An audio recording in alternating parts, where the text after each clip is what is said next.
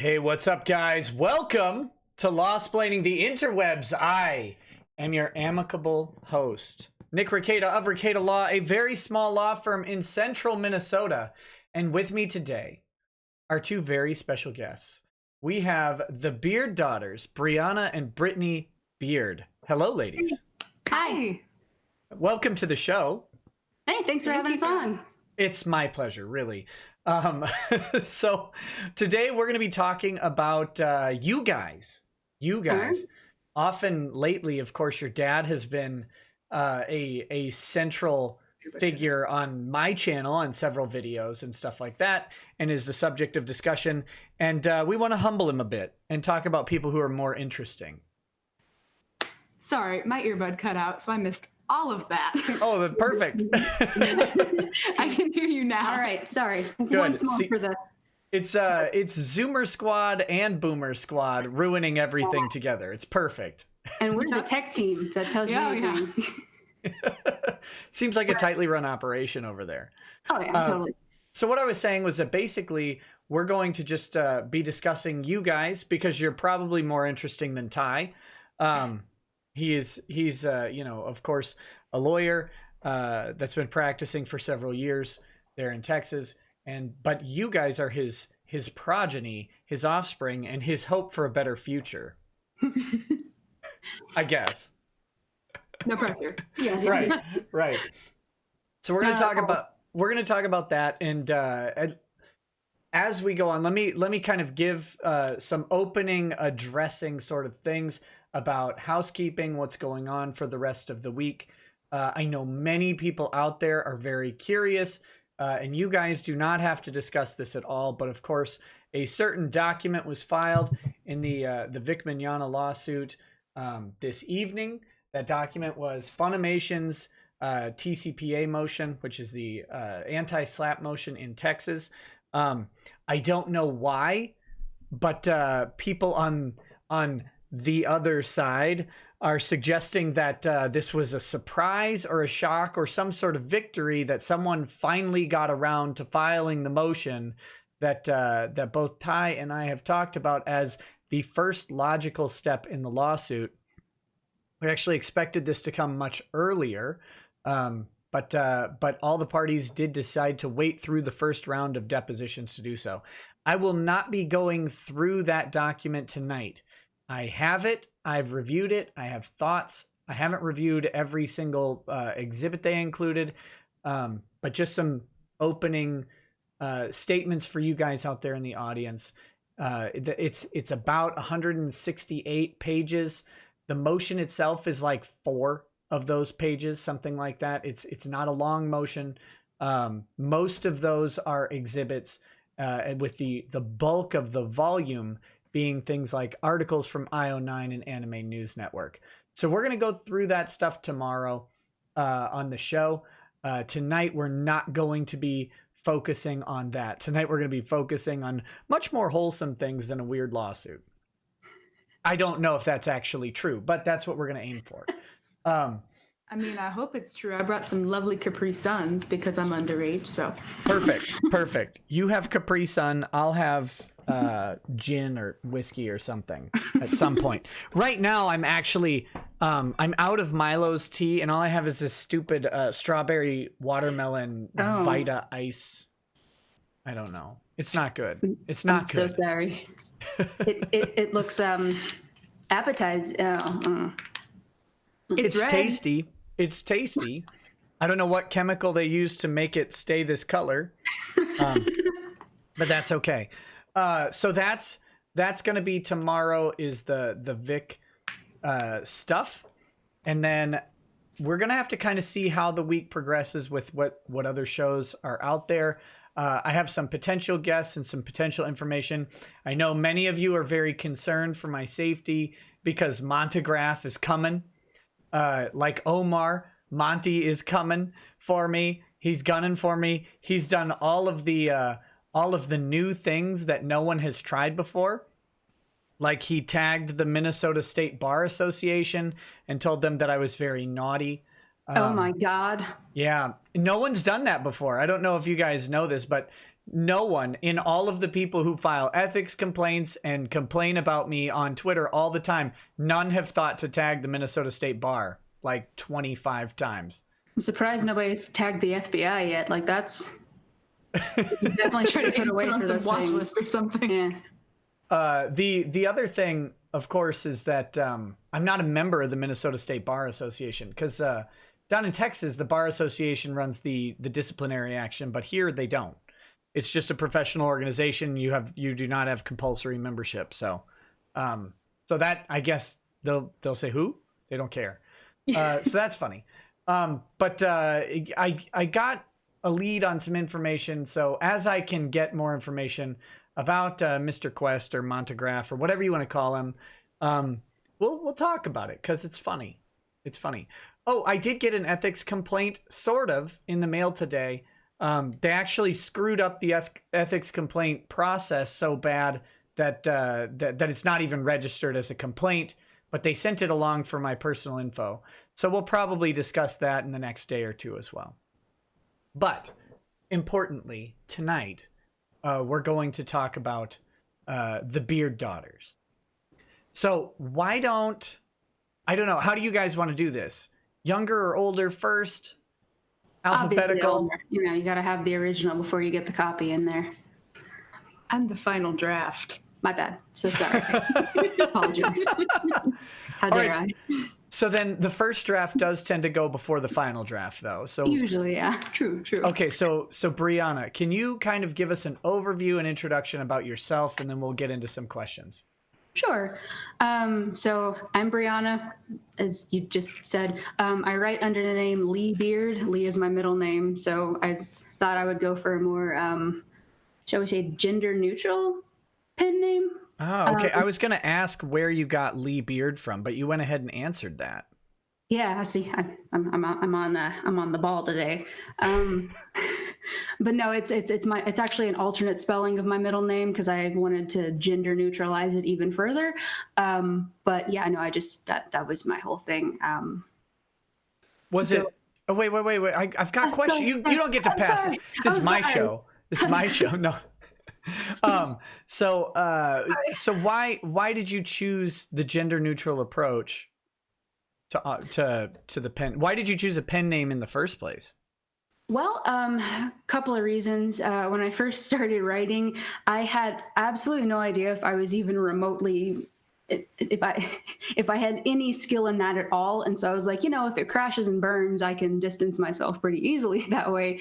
Also, because my name is obviously very feminine, I didn't want there to be any kind of preconceived notions about my writing going into it. I didn't want anybody to have a general idea or already have like their mind made up about the work before they actually read it. I mean, same thing, J.K. Rowling, the writers of olden times when they used to take on male names, and heck, even sometimes I think it's romance writers, if they're male, will take on female names just to kind of fit the audience a little better.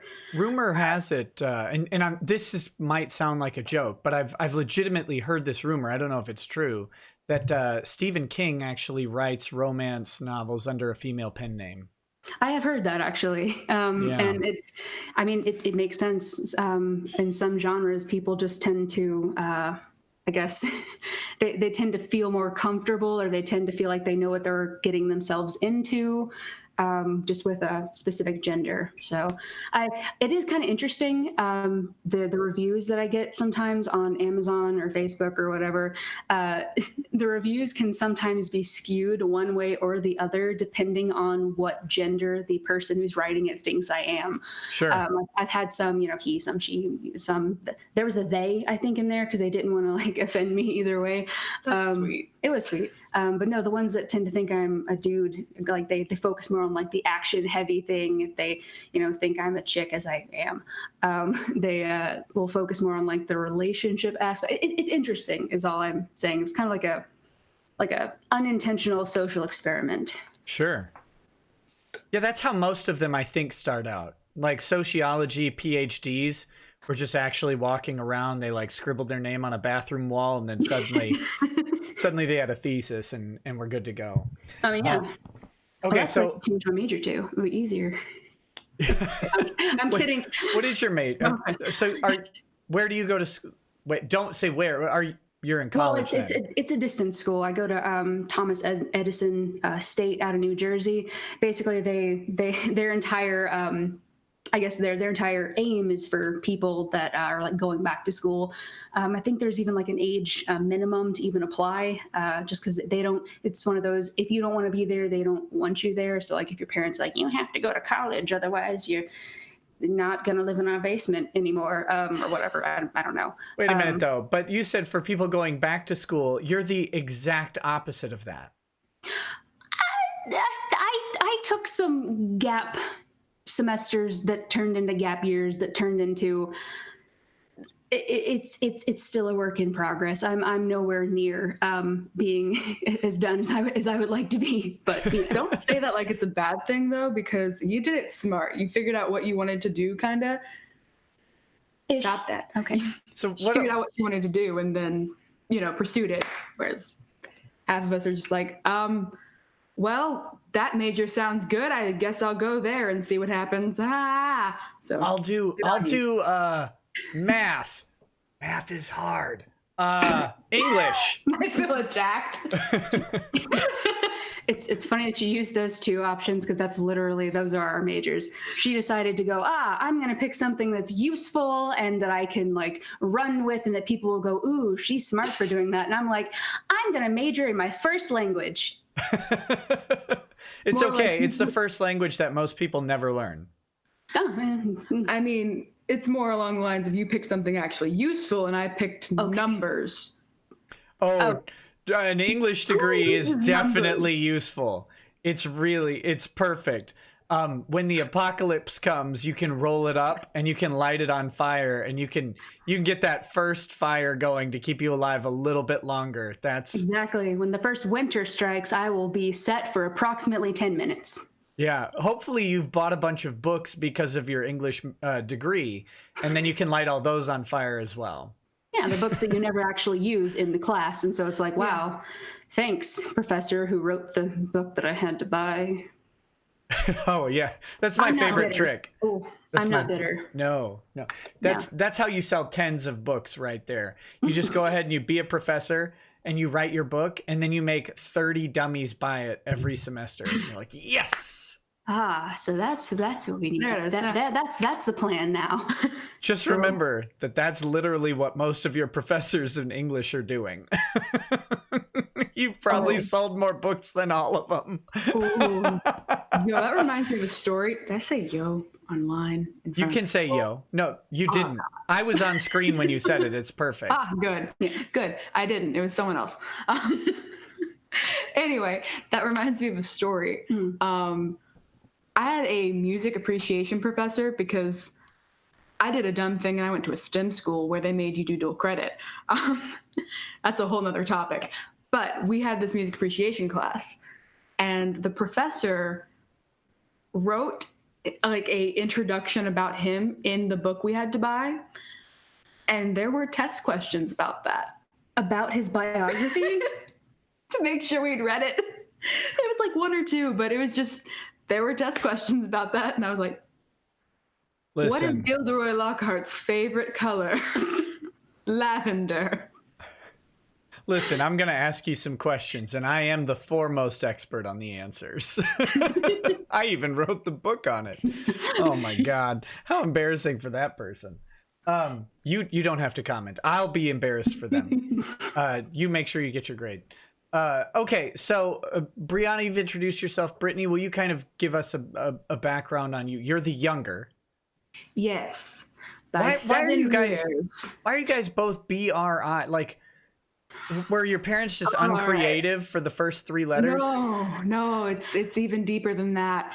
Don't be mean. No, we love our parents. I'm sorry.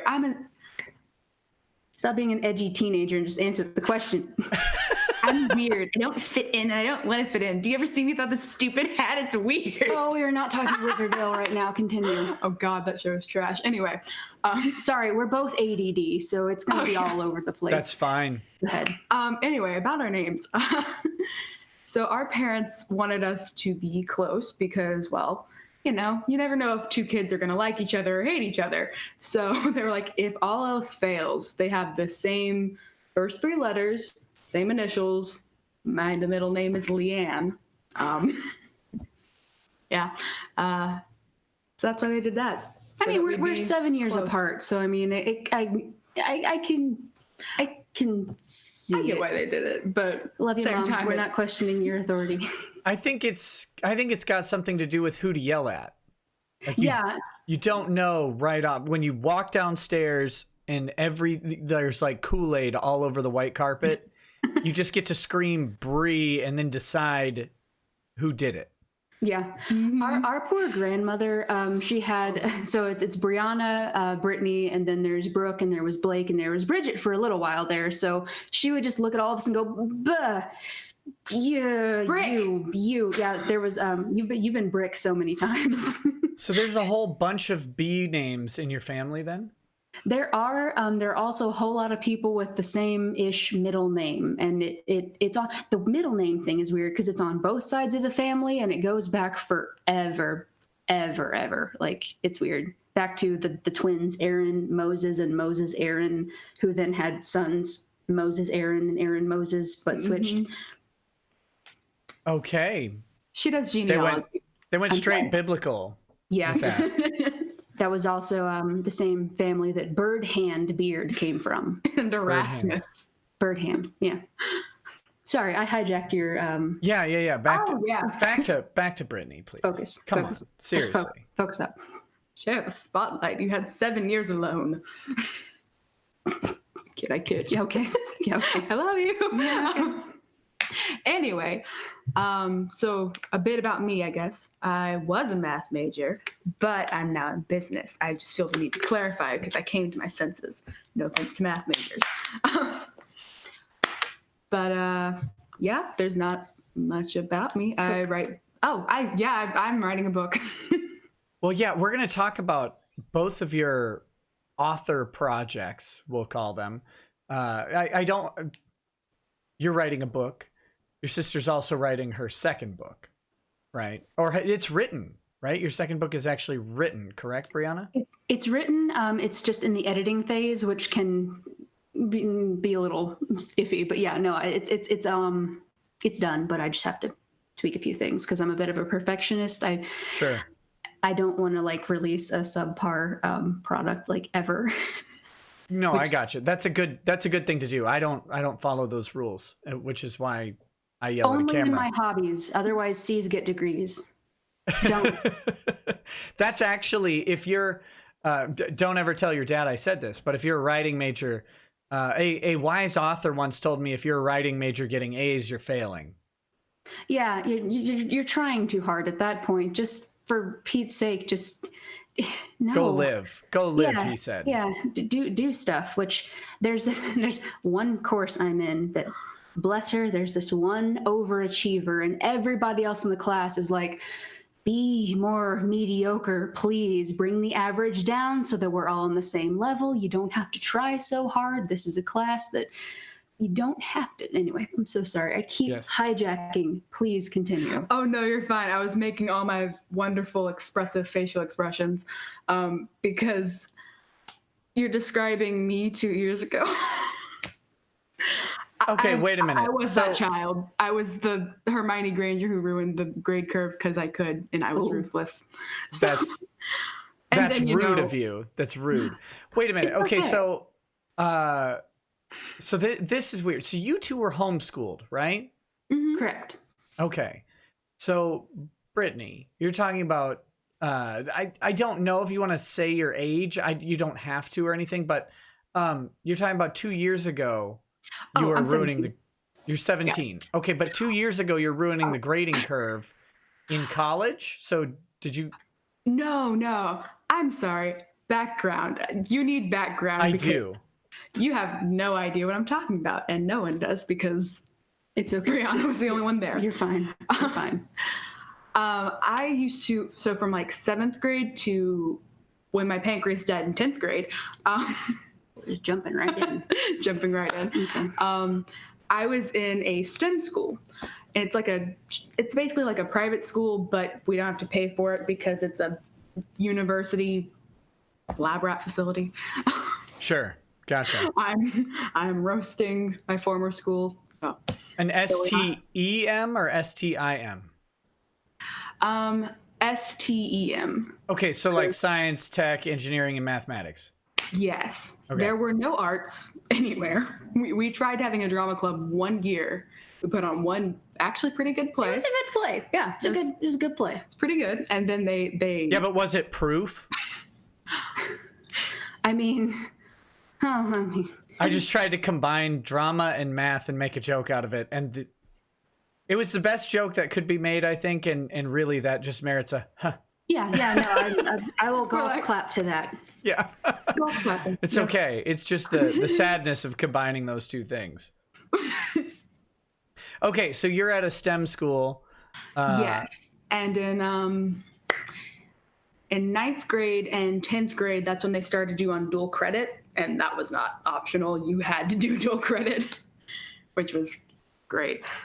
They threw me into university chemistry when I was 15. So that was fun. But yeah, so I was that fool in the class who was like, I'm going to get all A's and make 99s. And everybody's like, just fucking stop. Yeah. Because I was like, but I want to because I can. And then, one of my organs died, and I'm a lot chill now. A lot chill. You probably need to clarify what that means, because people are going to think that they're going to think I'm dead. I also have type 1 diabetes, so there you go. There it is. My beta cells were like, no, we're not going to work anymore. We're done. We're clocking out way early. That's why you need alpha cells, because the beta cells, they just kind of... I'm just kidding, of course. Freaking soy. Yeah. Okay. So that's cool. So you're 17, you're in college. Yes. And Brianna, you are 7 years older. So now you've been doxxed. You're 24. You're in college also. And we've got Brianna's doing English. Brittany is doing business. Was math, now business, right? Yeah. Why business? So I was taking my math classes, and I love algebra in small doses because it's kind of fun in small doses. And I just decided I'm never going to use this unless I become an accountant or go into any kind of banking thing. And I did not want to do that because it didn't seem that interesting. So I was thinking about what the next most applicable degree would be. And I was like, well, I work in a law firm, and business seems like a good idea because I want to be a lawyer at some point. So you just admitted that on live. Oh no. Oh, Dad's going to use that against you. Ended any other career. Yeah. I'm sorry. You've condemned yourself to the career of pretend doctorate. It's great. Wait, no, we can just be Twitter lawyers. Yes, there we go. Mr. Doucette, are you hiring? Oh my God, Brittany. Good. I'm sorry. Brittany. I have no chill. I have it on good authority that he's not. I'm just suggesting that maybe the associate positions there are unpaid. Anyway, let's move. Let's casually step on the cobblestones away from that subject. How about the Cowboys? Is football on right now? That's a good segue. That's a good segue. First of all, I don't care about football personally. What do you ladies do when you're not working at a law office, writing books, or doing college? What are your hobbies and interests? There's other things. No. So, I mean, it honestly, it depends. It varies from day to day. I don't know. I feel like you probably have the same kind of thing that I do, where we try a hobby once because it seems very interesting, and then we complete the hobby, or complete, if it's like an art project, we do like one of the art things, and then we never ever pick it up again because there's other things to do. There's a piano behind us. We do that kind of. I can't read music, but I can play. She can't play, but she can read music. So Together you're a 4. She's like A, F, G minor. yes, A little bit. At least I did A. Okay, that could have gone way worse. Oh. Sorry. This is a wholesome show. We're trying. We know that. Okay, so you guys try out various hobbies, and ultimately you go back to painting tabletop miniatures for war games. We know that's. I mean, we. So, honestly, though, sometimes not often. Theater, duh. That's what we do. I'm sorry, I'm all over the place this evening. The Civic Theater is a lot of fun. We also do. Well, we don't do that so much anymore. We used to do short films when we were younger. Oh, the Civic Theater there in your town? Yeah, the Civic Theater around here is a lot of fun. They have they have a lot of really neat shows that they do. They try to take on like bigger productions every year, which is very interesting. They did Mamma Mia this summer. I don't know. I'm not okay. And remembering you're on camera, how'd that go? I actually did not see it. And I'm not going to speak on it because I love everyone in the cast so very much. And I don't know how it went. Therefore, I'm assuming it went great. Sounds good. Yes. Sounds good.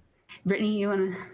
Oh, yes. So Brianna's a bit more of the theater person. I attempted when I was younger. She's good at it. It's just the auditioning can be a little strenuous. True facts. The only play I auditioned for. Oh wait, no, I did audition for one. I did audition for one that I actually acted in. I auditioned for one and then turned down the role I was given. And then all the other ones, they just really needed men. Yeah, that's kind of how it. It's kind of how it tends to go. The chick parts are often pretty cutthroat. It can be because it's just such a wide pool for the directors to choose from. Mm-hmm. They're like, oh, well, we have 84 women trying out for 2 parts, and we have 0 men trying out for 12. Got it. And then they like just tap in one of the crew people, like, hey, you're auditioning now. Yeah, lovely. We have all these people, but we've actually talked to this person already. That's the best about local theaters. Oh, yeah. I have played a man in so many high school productions. It's not even funny. I guess because I'm tall or something, they were like, yeah, we'll slap a mustache on you, pull your hair back, and call you, was it McDuff? I was McDuff. Yeah. McDuff. That was fun because I got to yell a lot. But other than that, like, anyway. That's just my normal life, is just yelling. Yeah. All the time when I order like a burger or whatever, I'm like screaming mustard at the poor person. And then because on their end they're just hearing mustard.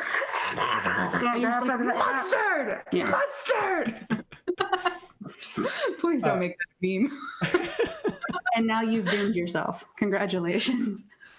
Okay, so the internet. It wasn't made for me. Okay. I do want to get back to that. Yes. I want to talk about growing up as a meme generation with a dad who has not figured out how to spell meme. I want to get there, but I want, as you guys probably know, I have a policy where I try and address the $20 and up super chats and stuff right away in case they have questions for you guys before you guys leave. So Mythos Irving says, hi, Daughters of the Beard. Also, you can blame your dad. I bought your book. Dads are the best. Lol. Oh, thank you. I appreciate it. Now you dramatically like, okay, so we had the Chad Dad show and Ty offhand throws out that you had a book on Amazon and you like went way up the seller list on Amazon. You moved up like 200,000 places. Yeah, I was on like it was a very specific category. I think it was action adventure children's book, but it was like I was at number 4 for like a minute there, and it was just like, this is very surreal in a good way, obviously. Yeah. But like no, it's mind-boggling. And thank you again for anybody who read it or bought it or anything like that. It really means a lot to indie authors, especially because, you know, it's hard to get it out there sometimes. Y'all want to know a foreshadowing thing that happened when she was writing her book? Yes. So she has a character in there named Eric, and this isn't a spoiler. And he has type 1 diabetes. Sure. She wrote that 2 years before I got diagnosed. That ain't some foreshadowing. I don't know what is. The podcast I was on earlier, they said that I gave you the diabetes. Well, but wait, didn't you also name her Eric? Yeah, I mean, yeah, exactly. So really, that's actually how my name is pronounced. In the Greek, Brittany is translated to Eric. Yeah, I mean, okay, good. From the South, you never actually pronounce the name how it's spelled. You have to throw at least 3 extra syllables in there. There's going to be some, like, I don't know, things that there's someone's going to hack in the middle of it. Yeah, silent letters, added letters that are not actually there, secret letters. Imaginary ones as well. Mm-hmm. Your cat just shuffled along behind you on the couch as well, which is good. We have 2 of them, actually. They both are trying to avoid the camera because they're the one with the weird bald spot on his butt is Hobbs. He you okay there, pal? Yeah. Okay.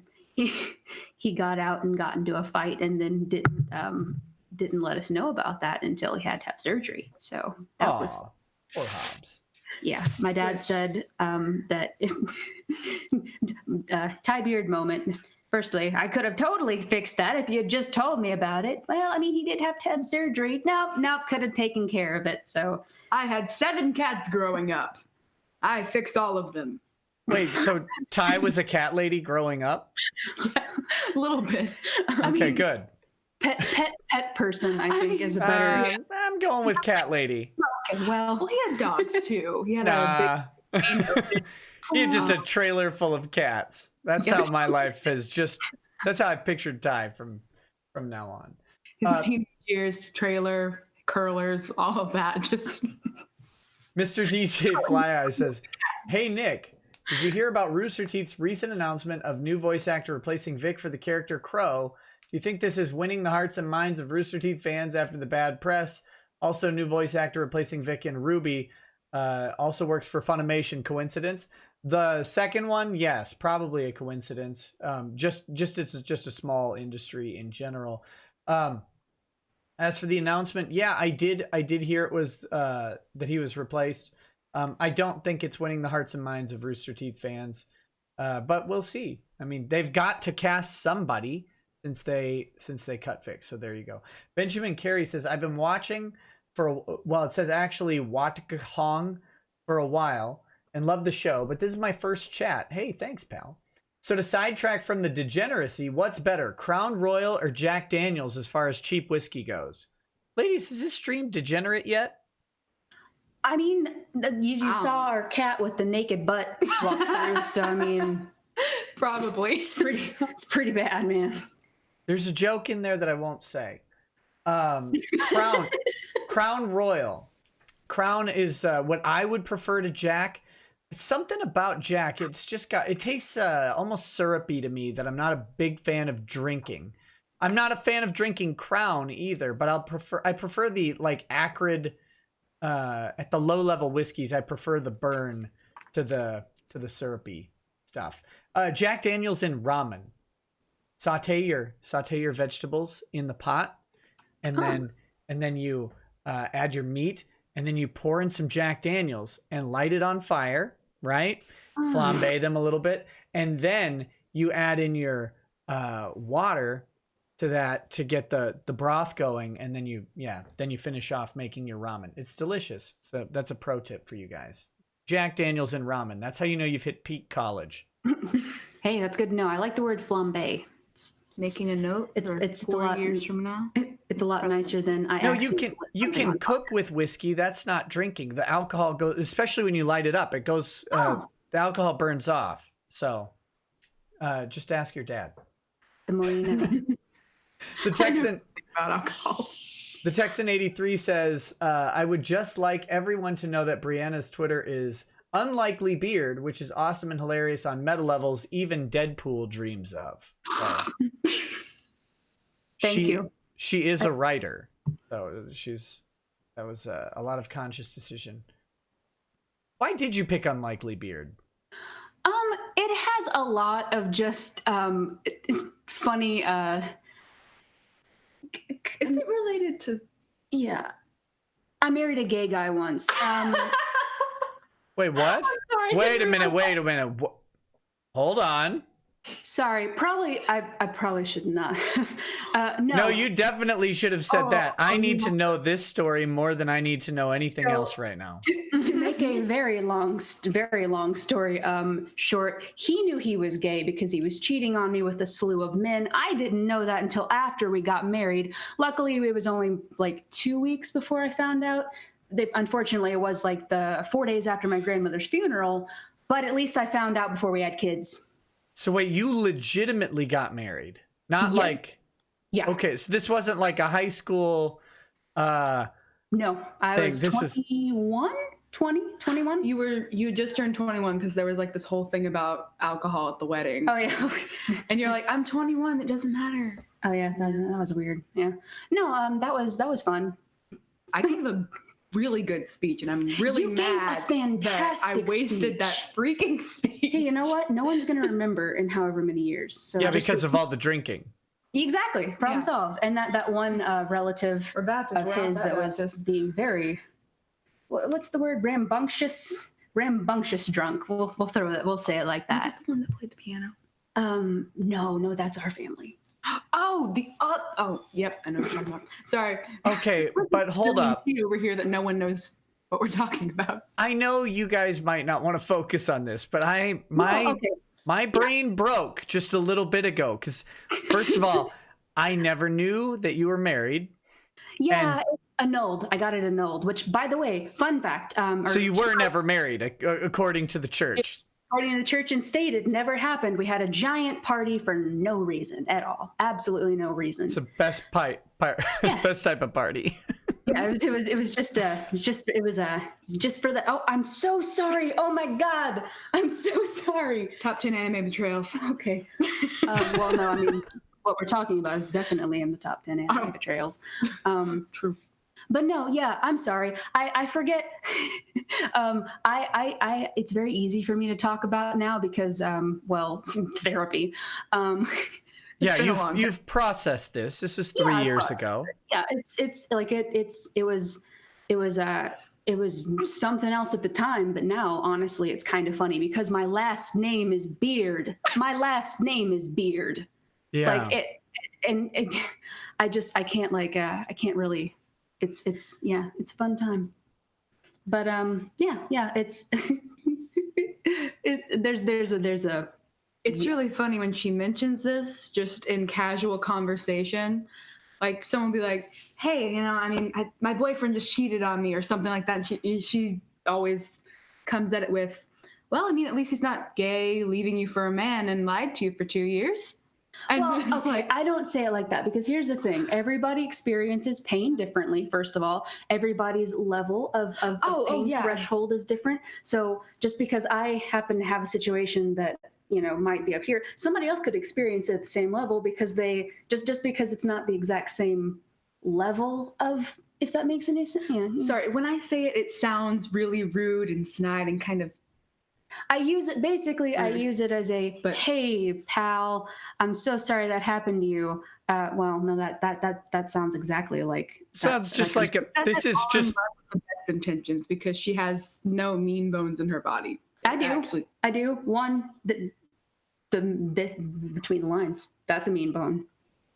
I got all of our dads just grr, and she got all of the wonderful love and fluff and happiness. Okay, don't lie to these people. This is anyway. But that's just the best icebreaker you could possibly have, right? It is, because two truths and a lie like that. I win that game every single time because there was like, okay, yeah, sure, no. Because what the key to winning that game, by the way, just as an aside, you pick two things that are like marginally like believable, but that could happen, and then you pick the one thing that there's no way that could have happened, but it did, and then that throws people off. See, I did it the other way. Mm-hmm. I pretended to be gay to end up with my wife. See, that's the the complete actual opposite. Sorry, what was that? that was the. That's a long story. That's a long story. It's a long con. That is a long con, but hey, it paid off. It wasn't that long of a con, to be fair. It was. It was longer than it needed to be, but. I was going to say it's technically a shorter con than that guy I married that one time, but actually didn't because the annulment. That's a shorter con than what he pulled. Yeah, but that was real commitment to the lie. Like what? Yeah, no, it because basically, long story short, which that's if you're good at he was not good at anything except manipulation, and so that's how it managed to last as long as it did. But it was honestly, like, looking back at all the signs that were explained away, it's fascinating. We had 2 copies of Magic Mike. Well, I mean, who doesn't? In fairness, True, but I bought neither of them. So I have 5 copies of Footloose. I have 9 copies of Flashdance, and I have 27 copies of Magic Mike. I mean, that's the perfectly normal amount of movies. Right. It's just all my DVDs, just Magic Mike. Yeah. No, Flashdance is actually just the DVD of Magic Mike put in the Flashdance case. Yeah, there you go. Like I open up all the other movies, and it's just more copies of Magic Mike, only in different sleeves, and I'm like, I knew it. No, I actually didn't. So I legitimately went out. I had a copy of Footloose and Flashdance, and I completely forgot. I was at Best Buy or whatever, and they had the 2-pack of Footloose and Flashdance. I come home, I'm like, hey, sweetie, look what I found. This is great. And she's like, we have those, you idiot. Like, oh, well, that's sad. And then like a year and a half later, I did the same thing. Like, look at this. Oh, man. That's a common thing in our house. It's one of those, if we can't find it, we buy another one, then we instantly find what we have. So we have like an entire drawer of like earbuds, for example, but we don't have an entire drawer of earbud splitters, you see. So we have an entire drawer of earbuds, just not earbud splitters. Okay, personal question. Personally, Kevin Bacon or Channing Tatum? Kevin Bacon in Footloose or Channing Tatum in Magic Mike? Who's better looking? Kevin Bacon. Kevin Bacon. Like what? I expected the exact opposite. Okay. I don't know.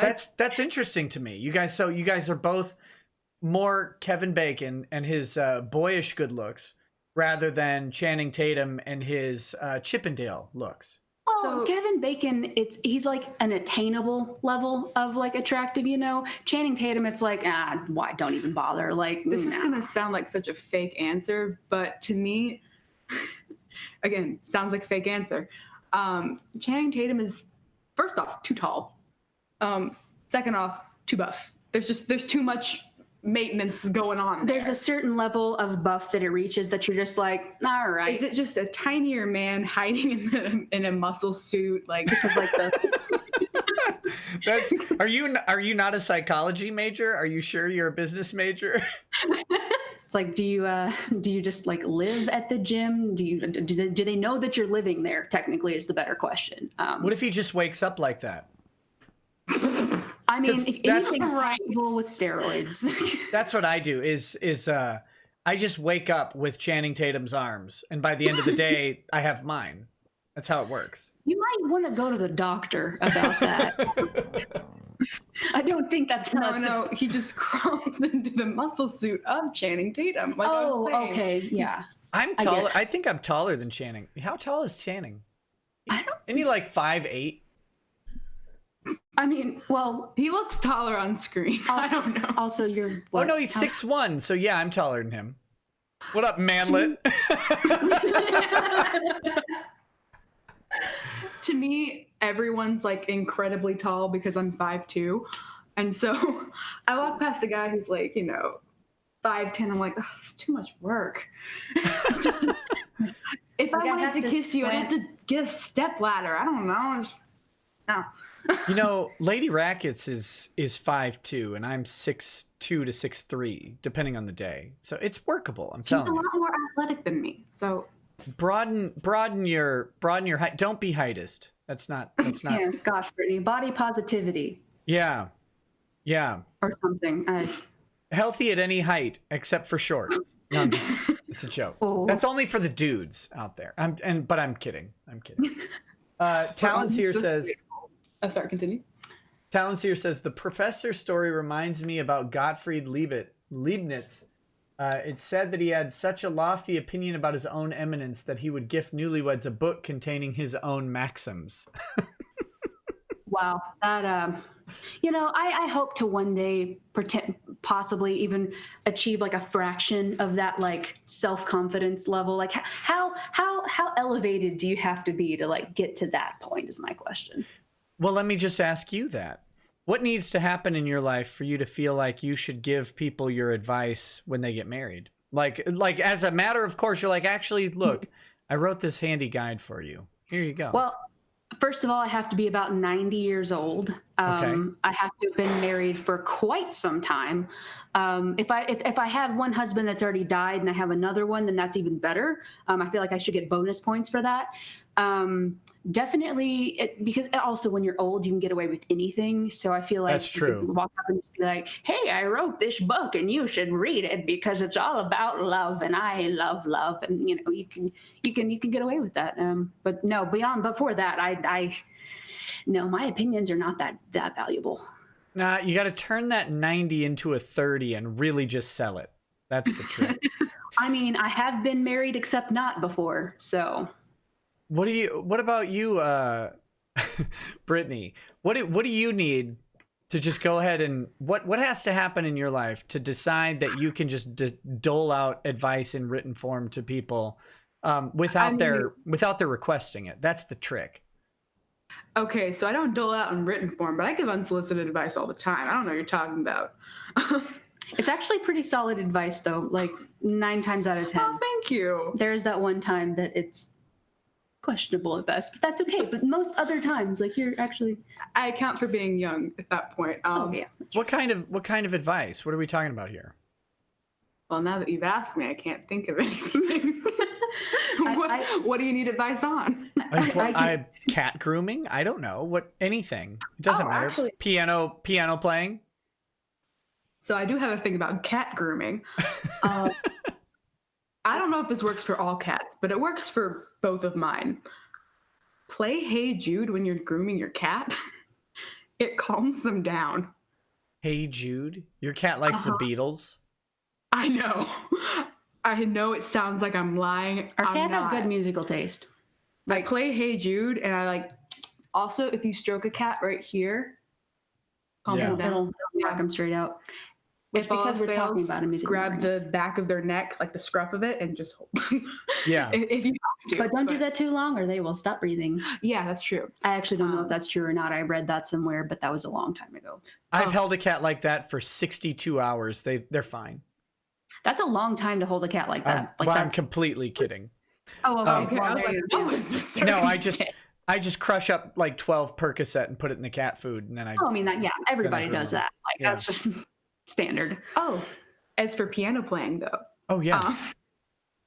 I love giving unsolicited advice. You're welcome. He solicited that advice. Oh, that's true. It's solicited advice. You know those like hand grip things that like people who are gymnasts use where they like grab the thing? Yeah. Also, that's good for piano. For like the little squishy. Like yeah, the ones you like squeeze and stuff. That are like they look kind of like wrenches or something. Yeah, they kind of look like wrenches, and they have like the circular thing. Someone on the internet. Yeah. The grip conditioning. Yeah. Vice or whatever it's called. I need one of those. That helps with I can't open jars at all. I don't know why. It just kind of does. Yeah. I can't tell you why my advice works. I just can tell you it kind of does. Maybe because playing piano has to do with your hands. Oh yeah, hamstring. I don't know. But anyway. All right. CNN Slayer says, Brianna, Brittany, I wonder, have you ever heard of Sabaton? Okay, that sounds familiar, but I can't for the life of me place it. It's a metal band. Ah, then I have heard of it, but I have not heard it. I went through an emo phase, so probably. Maybe we can check it out. What, you went through an emo phase? You got out of it? Why didn't you tell me? Rude. Okay, sorry. Yes, I do believe I got out of it. Yeah, actually, she's in the obligatory color of being out of emo. Oh, okay. Yes. really Debbie pastels, that color. I'll let you know when I pass through. Good. You guys just sit and jam like Fallout Boy all day and On the piano, yes. When Fallout Boy on the piano. It was worse when I went through my phase. I listened to, and no slag, they're a good band, but My Chemical Romance. Oh, okay. I just listened to a bunch of Newfound Glory back in the day. So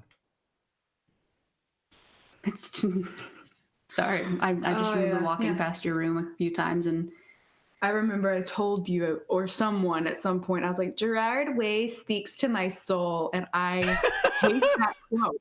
But it was said to someone at one time, and I going on your tombstone. It's done. Yep, it's done. I also dyed my hair 5 colors in 1 year. Hey, now I was proud of the. Oh no, you did a great job. I'm not saying like the dye job was bad. She does my hair, and she's great at it. But it was 5 different colors, and like they were really well done. But not 5 at once, though. No. Well, it was pink and orange at one point. That's the one I'm actually proud of, though, because she was up at the office. I don't think you were working there at that point, but she was up at our office all the time. I wasn't legally working there. She wasn't working. It's family business, though. Yeah. Like there are no rules in family business. You live at the office and it's fine. Yeah. But she had to like have normal hair for whatever reason, and so I made it so that if you parted it one way, it was normal. If parted it the other way, it was one color. Parted it even further over, it was the other color. I was very proud of that. It did not last long because you wanted to go blue. Yeah, but it was. You went blue hair, and I was 12.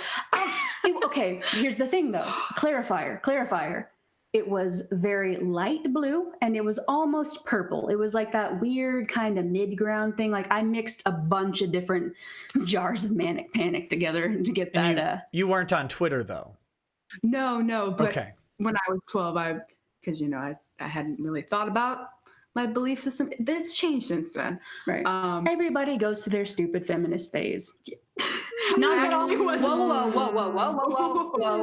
I'll let you clarify that before I. Yes, not all feminists are stupid. That is not what I'm trying to say. I completely understand like the mentality behind it. I just think the extreme side of feminism is a problem, and the extremists are the ones that tend to speak the loudest. So moderate feminists speak up more, like the first wave and second wave ish, but we don't like fourth wave. For the love of God, we don't need radical feminism in modern day America. Go to Africa, rescue a child bride, start like a school for girls in the middle of like an underdeveloped country. Do something other than just complain about how, oh my God, I once knew a man who made like 10 cents more than me, and that was the worst. And I'm sorry, I'm going on. I bless the rains down in Africa. I do too, and I'm extremist anything is that's not too much of a good thing. Yes, exactly.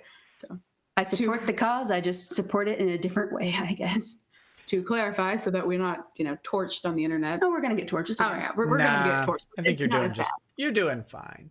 But yeah.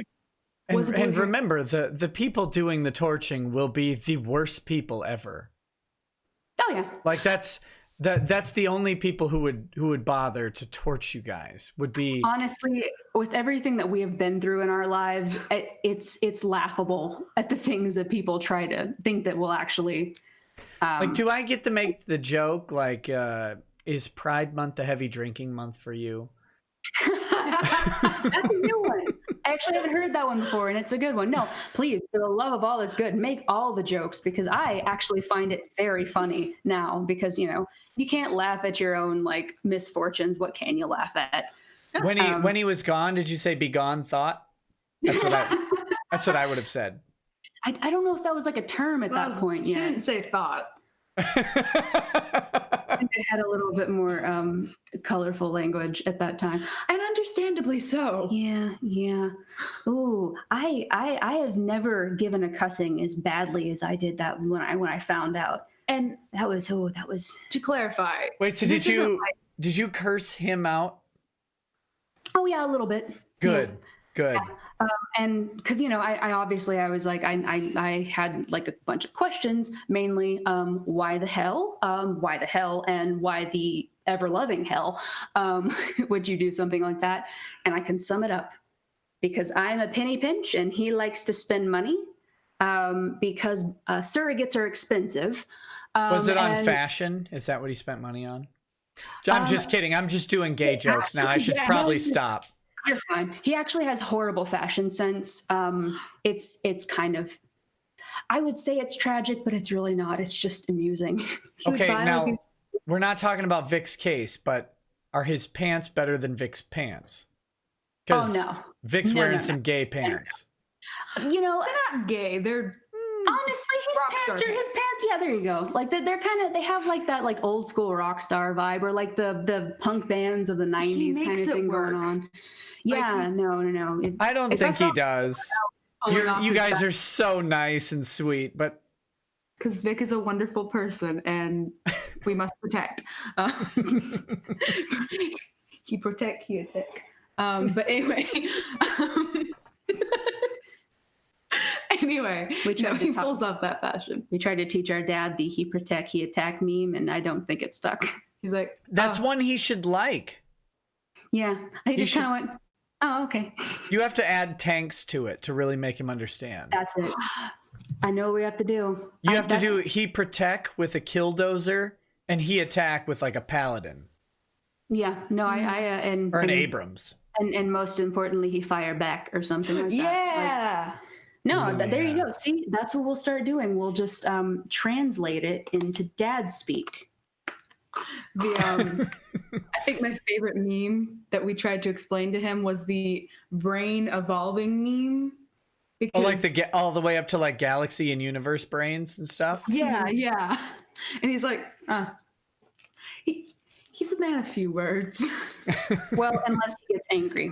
Oh yes, and he's a man of many words. Many words I can't say on the internet, but many words. But it's always a right. Yeah. So when Ty gets mad, he's a profanity. You're saying. Well, from what we've heard in the office, at least, he's never once like yelled at us. Oh no! There was one time that the Legos on the floor that caused some interesting language, but that was not directed at us. Yeah. That was directed at the Legos. Sure. I don't know if we have Legos anymore. Yeah, we do. They're just somewhere else. Yeah, they're somewhere else. The seventh circle of hell. They're frozen in the lake of Cocoitus. Just chilling in Satan's armpit. I have to finish this chat. The one I started about Sabaton. Sorry, I only read half of that. It was. Sorry. No. Please feel free to interrupt us. We're bad at that. No, you're fine. This show is all about hustle and flow, so it's good. I also like to do black speak on occasion because I can't do blackface anymore. It says, and I'm going to recommend you guys listen to the album Rising by Rainbow. So there you go. You have homework to do. Sabaton, Rising by Rainbow. I'm going to make a note of that. Yes, please do, because I'll forget. Same. Perfect. The Texan 83 says, so who gets to edit that mustard into a Master of Puppets by Metallica? Ryan Mercado says, want to see Doucette's wanted poster? Not right now. Not on this stream, I don't, but thank you so much for making them. Yeah, we're gonna purge ourselves of that person today. Marsupial Gamer says, sorry to hear about the type 1. My girlfriend's pancreas died when she was 10, so thankfully you had a bit more time without having to stab yourself with giant needles twice a week, assuming you have a pump. God bless. So I don't do pumps. So you do the needle injectable? Yeah, just because I don't like pumps. The idea of it makes me go, She's afraid the robots will take over and that'll be the first thing to go. That's what I would do. If I were an AI, I would kill the diabetics first. Yeah. When you say it like that, it makes me sound like I'm crazy, but yeah, that's basically it. I mean, we're all a little crazy. That's the human condition. But no, I tripped at the finish line too, because my mom had like gestational diabetes. Gestational, and they're like, if it doesn't happen in the first 15 years of her life, it won't happen at all. And here I am, 10th grade, 15 years old, in September. Oh, you had the end zone in sight. I know. And I didn't even know I was in the race. And here I am just trotting along. And then I get my wisdom teeth removed. And suddenly my pancreas is like, well, gotta go. You should have kept the wisdom teeth. Yeah. That was what. But hey. It was the wisdom the pancreas needed to keep going. If only. I mean, I don't regret removing my wisdom teeth. That dentist was a very attractive man. So. Oh my God. Okay. Now I'm intrigued. Okay, the weirdest thing. You're like, I'm not following how that works out. Can you elaborate on that for me? He was just nice to look at. Yeah, but you're like unconscious while he's removing your teeth, right? Oh yeah, but he talked to me beforehand and afterwards. I had to go to a checkup later, so. I mean, I guess if all it takes is sacrificing 4 teeth, what do you do? And then I'm sorry, continue. I was gonna say my oral surgeon was very handsome as well. What is it about dentists? He's actually my buddy, and he's a huge sci-fi nerd, and so we always like I go back for checkups because I also have a fake tooth up here. My dog broke it, right? A likely story. It was literally. I wish it was I got punched by someone. I wish it was better.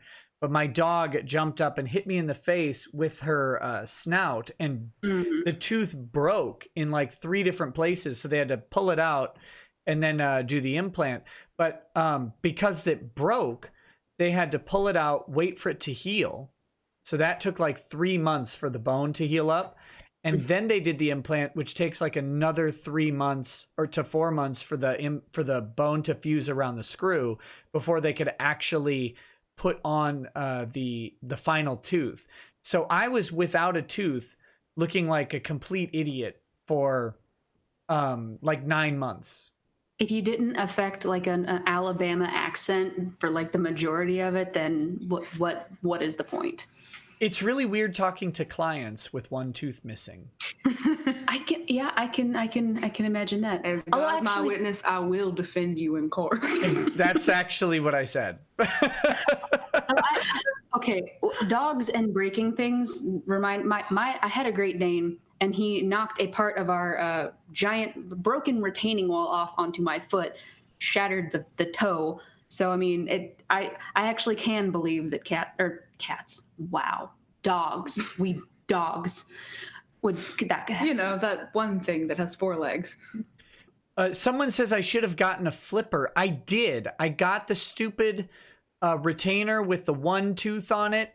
They get you when you're weak, right? They're like, you want to buy this retainer thing with a tooth on it? It's like $600. You want one of those? It's like, I do. I'm gonna look like such an idiot without it. What they don't tell you is that you sound like an idiot with it. And it's way worse because it gets all dry. It's not like I had a retainer when I got braces off or whatever, and that retainer, it's not the same.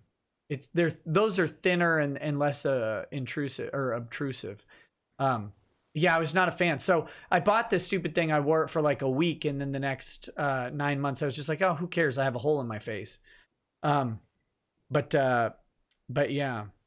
When you got your wisdom teeth removed, did they warn you that like they might accidentally hit a nerve and you would lose all feeling in your lower jaw for the rest of your life? No, they forgot to mention that part. Well, I don't know if that's true for you, but that's what he tells me as I'm being like gassed. He's like, oh yeah, by the way, there's some nerves. I'm, what? No, let me out. But I woke up during my wisdom teeth removal. Did you do that? No, I didn't. I slept through it. I remember going to sleep very distinctly because they were playing Bruno Mars, like that 24 Karat Magic song. God, I sound like my father. That was Bruno Mars song about the magic and the diamond in there. The gold. Yeah, that one. The hands in the air. I don't know. Anyway, they were playing that, I remember the doctor had to reach over me and his bicep was like huge. But I remember that. I didn't wake up until afterwards. Wait, I thought you weren't into the big muscles. Well, like, just on dentists, right? that man is a lovely exception. See, you got to be jealous that I woke up in the middle of my mine, because I woke up. I distinctly remember opening my eyes, looking into the eyes of my oral surgeon. He's got his mask on and he's got his hands, which looked so far away, but like his hands are in my mouth, right? Like this. And he's like right, looking at my eyes. And then I heard a crunch and I thought, you know what? I'm going back to sleep. And I closed my eyes and went back to sleep. It was great. That's fantastic. All you people with your attractive dentist and oral surgeons, mine looked like Colonel Sanders. I know this. I remember this very distinctly because I don't remember this part, but apparently when I woke up, he was over like doing paperwork or something. I was like in the little like sectioned off like with the curtains and whatnot. Oh, they and gave you hard drugs. I apparently started just like accusing him very, very angrily and loudly of stealing my teeth, but I was yelling, Colonel Sanders took my teeth. Colonel Sanders took my teeth. And then I felt the need when they were wheeling me out to queen wave the whole time. I don't know what happened when I got my wisdom teeth because I was fully prepared to say just the worst things and her to get it on film because I did the same thing to her. But mysteriously the video went missing. But I was so prepared. No, I was pretty like, you were texting people the whole time. Yeah, I was, but it was very labored. You had it like up here, like you just. Well, yeah, everything was fuzzy. So it's like your dad texting people. Yes, actually, yes, because he holds the phone. And he does like the chicken peck. He goes, yeah. No, you're not doing it right. It's like this. Yeah. Oh my God, that's why it takes so long to get a response. Well, I mean, and phones are for talking to people. You don't. Why the pictures? They're too small. You can't read anything. You're supposed to. Phones are for talking to people. I remember the other day I tried to show him how to type with the sides of his thumbs, sides of his thumbs, and he goes, "Nope, it's too much. It's too no, I'm not doing that." Let me send you a message in 18 minutes about why. Oh my God. Alex Sefan says, just wanted to drop some good vibes onto the stream. I'm really surprised by some of the stories I've been hearing here. I sent you a Streamlabs donation at the start of the stream. Alex Sefan, pronounced Sefan. Much love. Yeah, I'll definitely get to it. Travis the Bard says, did you hear about the HU interestingly different? The what? The HU interestingly different. I don't know what that means. I have no idea. Travis the Bard, if you're still watching, if you could please just tag me in the chat and tell me what that means. I'm at a loss. Time to get the cork board with like the pictures and the red string. And yeah. Who's Pepe Sylvia? How does HU relate to interestingly different? Here we go. We got this. We've got this. We've got some pictures to tape up there. Star Goddess Kotao says, "Hey, I met you both at Anime Matsuri. Oh, hi. that's Decida. Hey. The art. Yeah. Hey, yeah, we remember you. Great talking to you. Thanks for standing there and letting us blab your ear off for like 2.5 hours. It was awesome. It was awesome meeting you and chatting away. You guys are totally adorable. I can't wait to see more from your both. Thank you. Well, thank you very much, and same with your art and things, because like holy cow, talent. Seriously, girl. Like, which, if anybody hasn't seen her on Twitter, go look at her artwork because it is fantastic. Like she did like manga of our dad on a stream and also of Nick, and it's just kind of really cool. Like I looked at it, I was like, oh my God. Like, did one of so cool. Vic actually, and like I was like, oh man, man. So anyway, yeah, she's fantastic. She really is. Intimidator0108 says, found out about Sabaton this spring and I love their song Bismarck, the German WW2 battleship, It's interesting to Ooh. see how they use famous battles in their songs. Speaking of rock, I hope to see Godsmack this September. Are they still playing? Well, of course they're still playing. They're still doing their first live performance of Voodoo. It's still going on. Just kidding. I actually like that song, but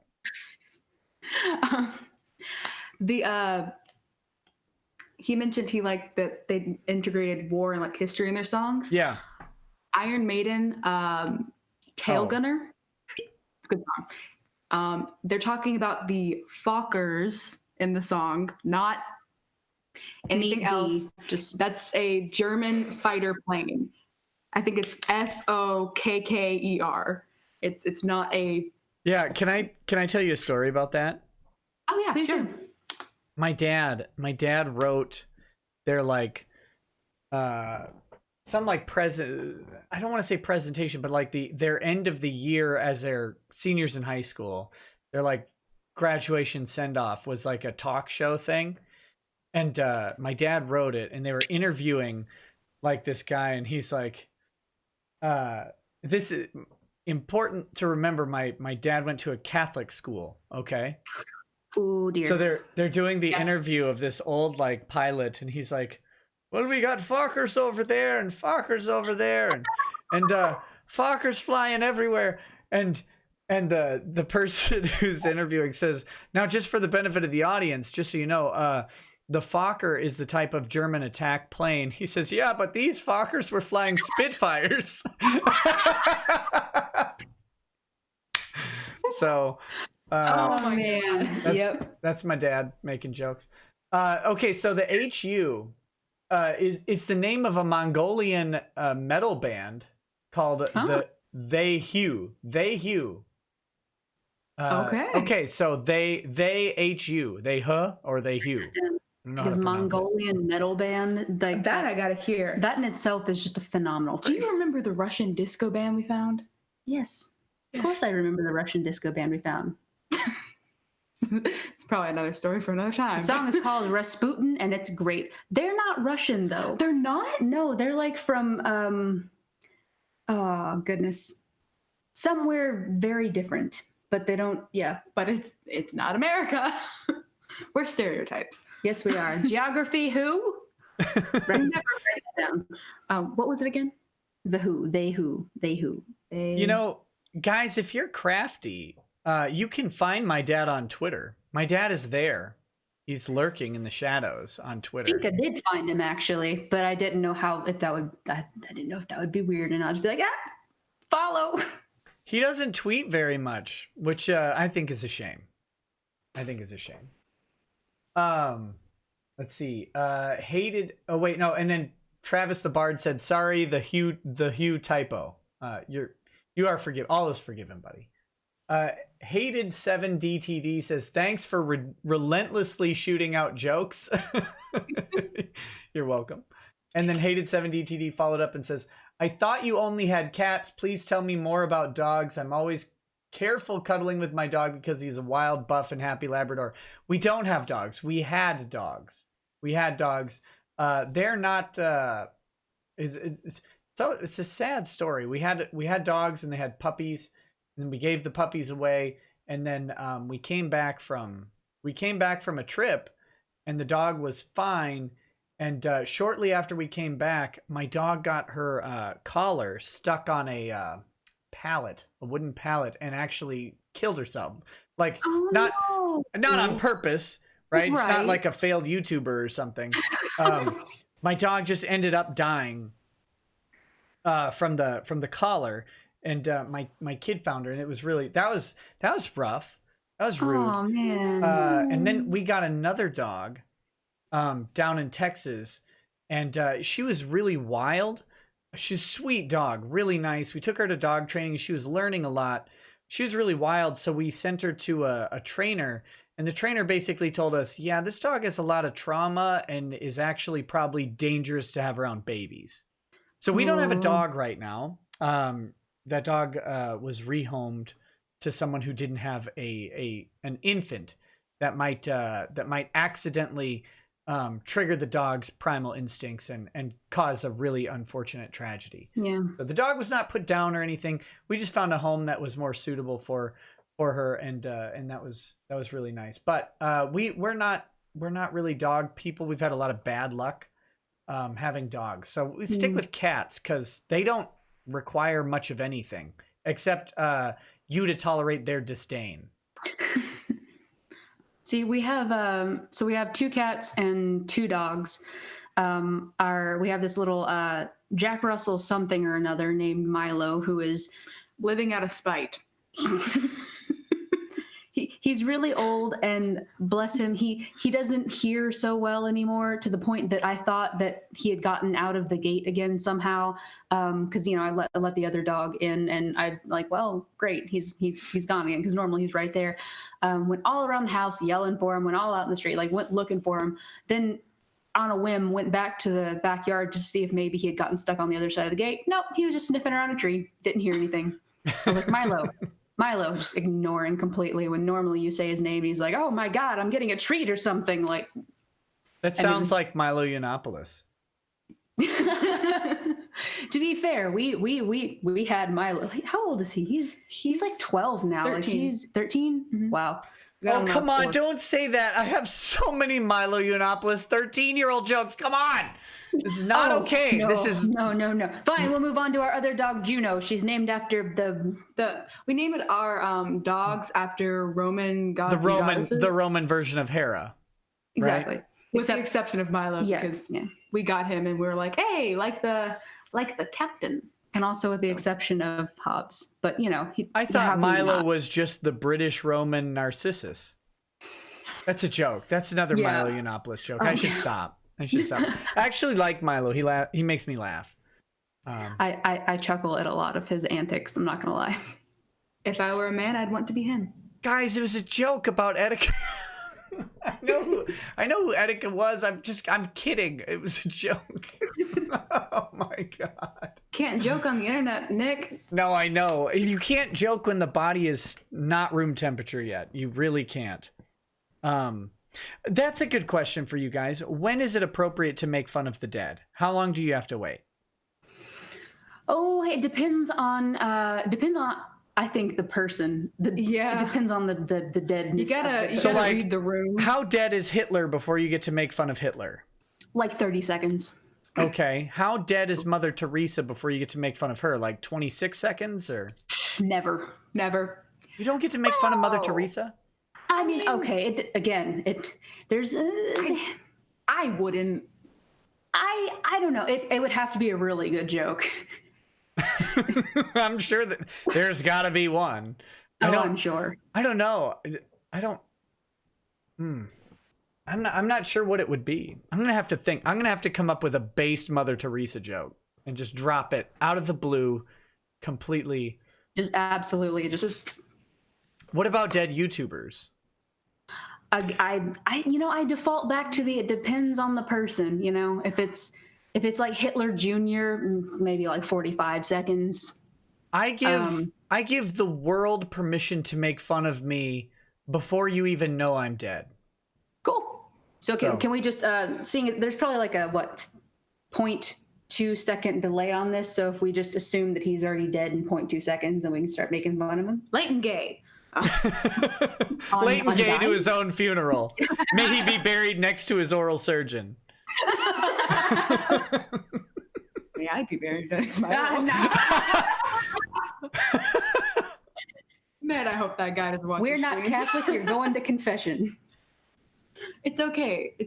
I can ask Jade to take me along with her next mass, whenever her next mass is. I'm Baptist. Wait, you're Baptist? Are all of you Baptist or only you? No, it's just me. They're all Lutheran. Well, you never know. I mean, you guys are old enough to choose. Yeah, that's true. That's true. I kid. No, we're all Baptist.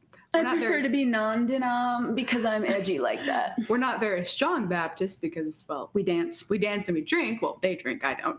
Oh, all Baptists drink. Yeah, no, it's the dancing mostly. Which our pastor got called out on that for dancing with his wife at a wedding to the song that they had at their wedding. That was their song. And somebody was like, well, that's not very pastorly of you to dance. And he's just like, okay, but it's my wife and we're barely moving and you're going to die soon. Go away. He didn't say that. It's just like the bedroom for them. No, I'm joking. Sorry, I forgot we have a Ute on this stream. Let's see. It's okay. I've heard a lot in my day. I imagine. So you work for a law firm. You hear the worst things in the world. Dude. And she's our receptionist now, which means she gets to hear all of the... Don't you have a waifu? You have a waifu battleship like on your desk now, right? Is that a waifu? Okay. I just thought she was an Saratoga adorable little like anime figurine. I was like, aw, she has light hair and she's kind of adorable. I was holding the battleship. I was put her on my What desk. better waifu is there than light hair and kind of adorable? Okay, what is a waifu? It's your anime wife. Okay. Because real women are a problem. You guys know this. Oh yes, we're incredibly problematic with our emotions and things like that. That's can't have those. It's bad. It's bad news. I mean, women reading, they might get ideas and start thinking. Oh well, that's dangerous. They should all not do that. In fact, But yeah, I have the Saratoga model that they sent my dad. I say they because I don't remember who it was, but someone sent my dad like the little Japanese girl. I was like, Sure. oh, she's adorable. She's on my desk. we have the Yamato here. Unfortunately, because I was kind of just putting it together and playing with it, because Dad was at deposition, so why not? He's not here. So I can. The only problem is I lost the front hair piece. It's not lost actually. It is here somewhere. It fell. Probably went into the vacuum cleaner. It did not, because the vacuum had already been run that day. But it did the little like plink plink, and I was like, oh, where did it? And it is nowhere to be found. He has yet to notice because it's nowhere that he would really see it. But because you keep it on your desk, but right at home. But anyway, yeah. Okay. All right. Sorry. Again, No, that's fine. Focusing. Intimidator0108 says, Voodoo, good choice, Nick. If Duo Maxwell, the pilot of Gundam Death Scythe Hell from Mobile Suit Gundam Wing, had a theme song, that'd be it. Which, to be fair, Duo was always my favorite. Hiro Yui can eat an energy sword. That song, Crying Like a Bee, and 1,000 Horsepower are my favorite Godsmack songs. Man, how is Godsmack is one of the few like 1998 to 2002 metal bands that I didn't see. I saw all of them except Godsmack. That's weird. The Texan 83 says, Brianna, I've tweeted you links to Sabaton, The Who, and another group called Heilung, Germanic Viking style music that you might like. Yeah, thank you. I appreciate it. We'll definitely give that a listen. Viking, Brittany, are you on Twitter? No. Good. I do not have internet. Well, okay. I don't have internet. I do have internet. Yeah, I don't have internet. Aren't you the tech crew? We keep her in the attic. There's no internet there. That's good. I literally just have a Facebook. Like I used to be on social media a lot, but then I was like, I have no time. I have finals. So I deleted all of it. Well, I won't dissuade you from doing tests.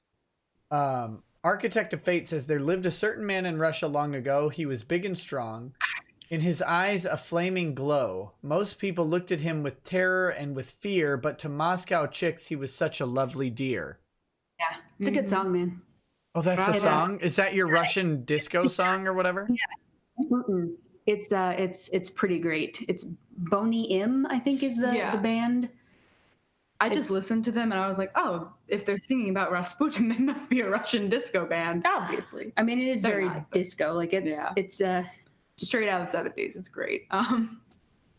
But yeah, that's part of the lyrics. Someone said Ty might be watching, so I might want to watch what I say. What, they think I'm afraid of Ty?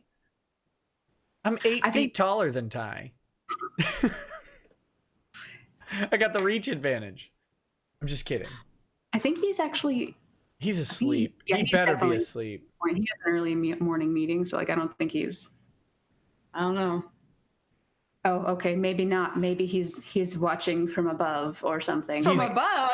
No, that just. That was weird. That was a little weird. I'll let you retract that statement. It's fine. I'll just retract that. He's not Tom Cruise in Mission Impossible. He's not dead. He's not like. There's no cameras around except for this one. So. All right, Black Duck says, I heard someone say and Frankenstein, but I heard and Frankenstein and busted out laughing the other day. Is that okay? Yes. I laughed. Yes. You know how you know it's okay to make fun of Anne Frank? And this is a true story. They had they did an episode of American Horror Story a couple years back where Anne Frank was still alive. Mm-hmm. And so now it's okay. Now it's okay.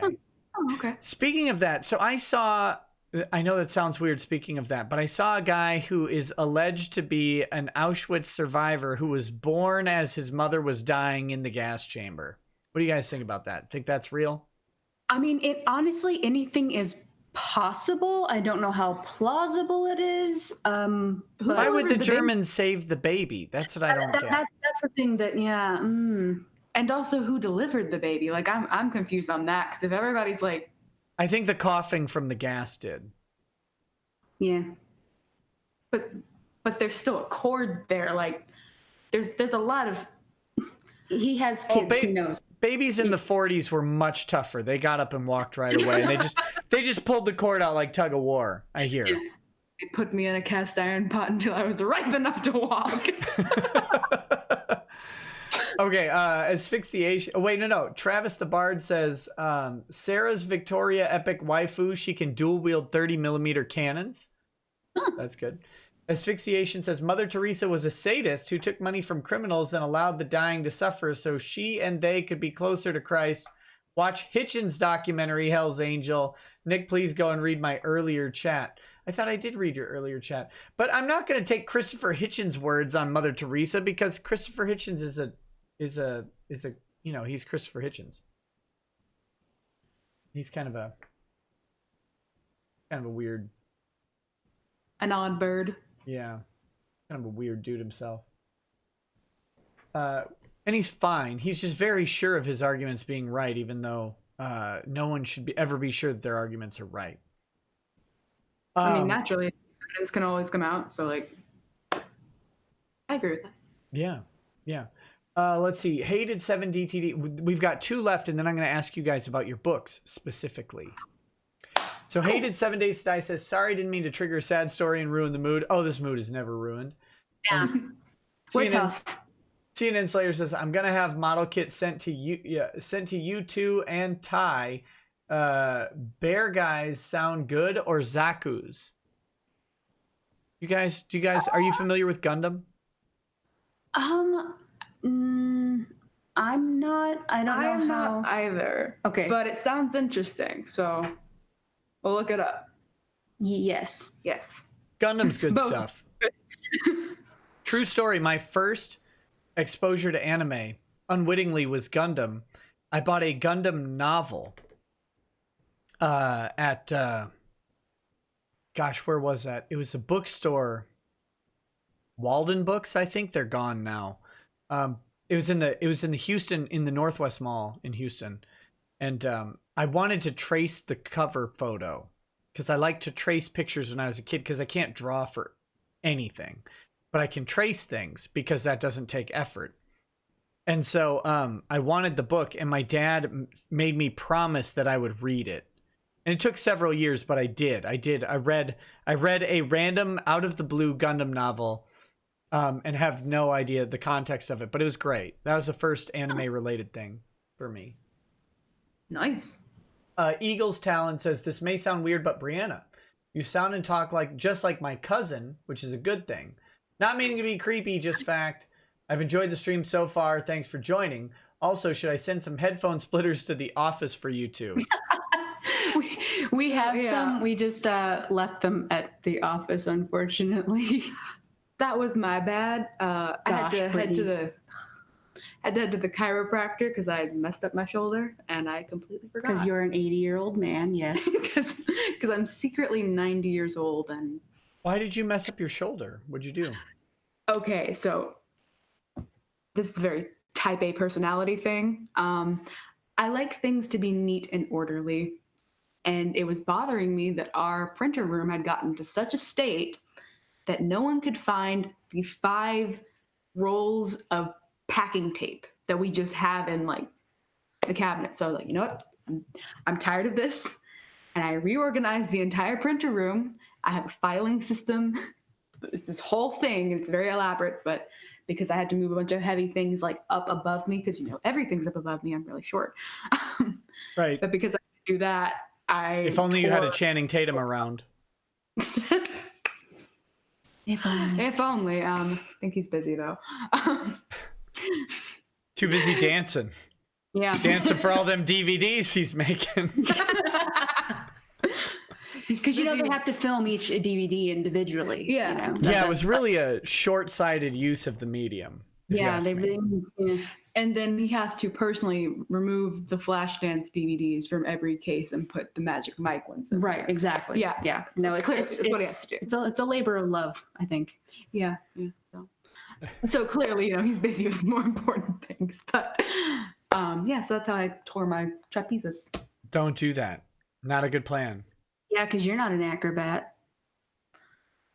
All right, with that, Brianna, yes. with that well-executed joke, you are a writer. You are a published author. You're a published author, which is an accomplishment most people in the world do not have. So congratulations to you. Thank you. Tell me about your book. Which, by the way, this radio, I know I told you to tell me and then I shut you up right away because I'm like that. I'm mean.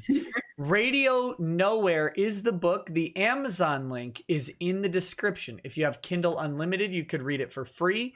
It's $3 on Kindle. Go buy it. Oh my God, it's $3. Or if you don't have Kindle, like some sort of weird 19th century plebeian, go buy the paperback. I think it's $13. And because it's Amazon, they'll just throw it all the way from their warehouse to your door.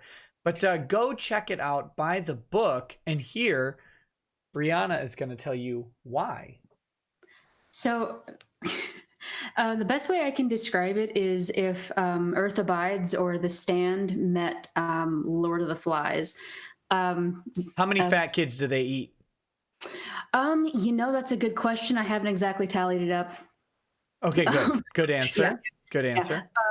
So long story short, about 99 point some odd % of the population is killed off by this virus. And the only people that are left are children and teenagers and this one elderly man who is broadcasting from a radio station at a college in the middle of nowhere, Oklahoma, which is a real place. There's not a college there, but that's okay. And so essentially There will be now. Essentially, it follows these 2 groups of kids as they essentially have to make their way across America toward at least this radio station in the middle of nowhere. And there's all kinds of crazy, shall we say, bumps in the road that happen along the way. There's a tiger. Yeah. Oh. Yeah. It's not a big part of the book, but it is in there. Because think about it.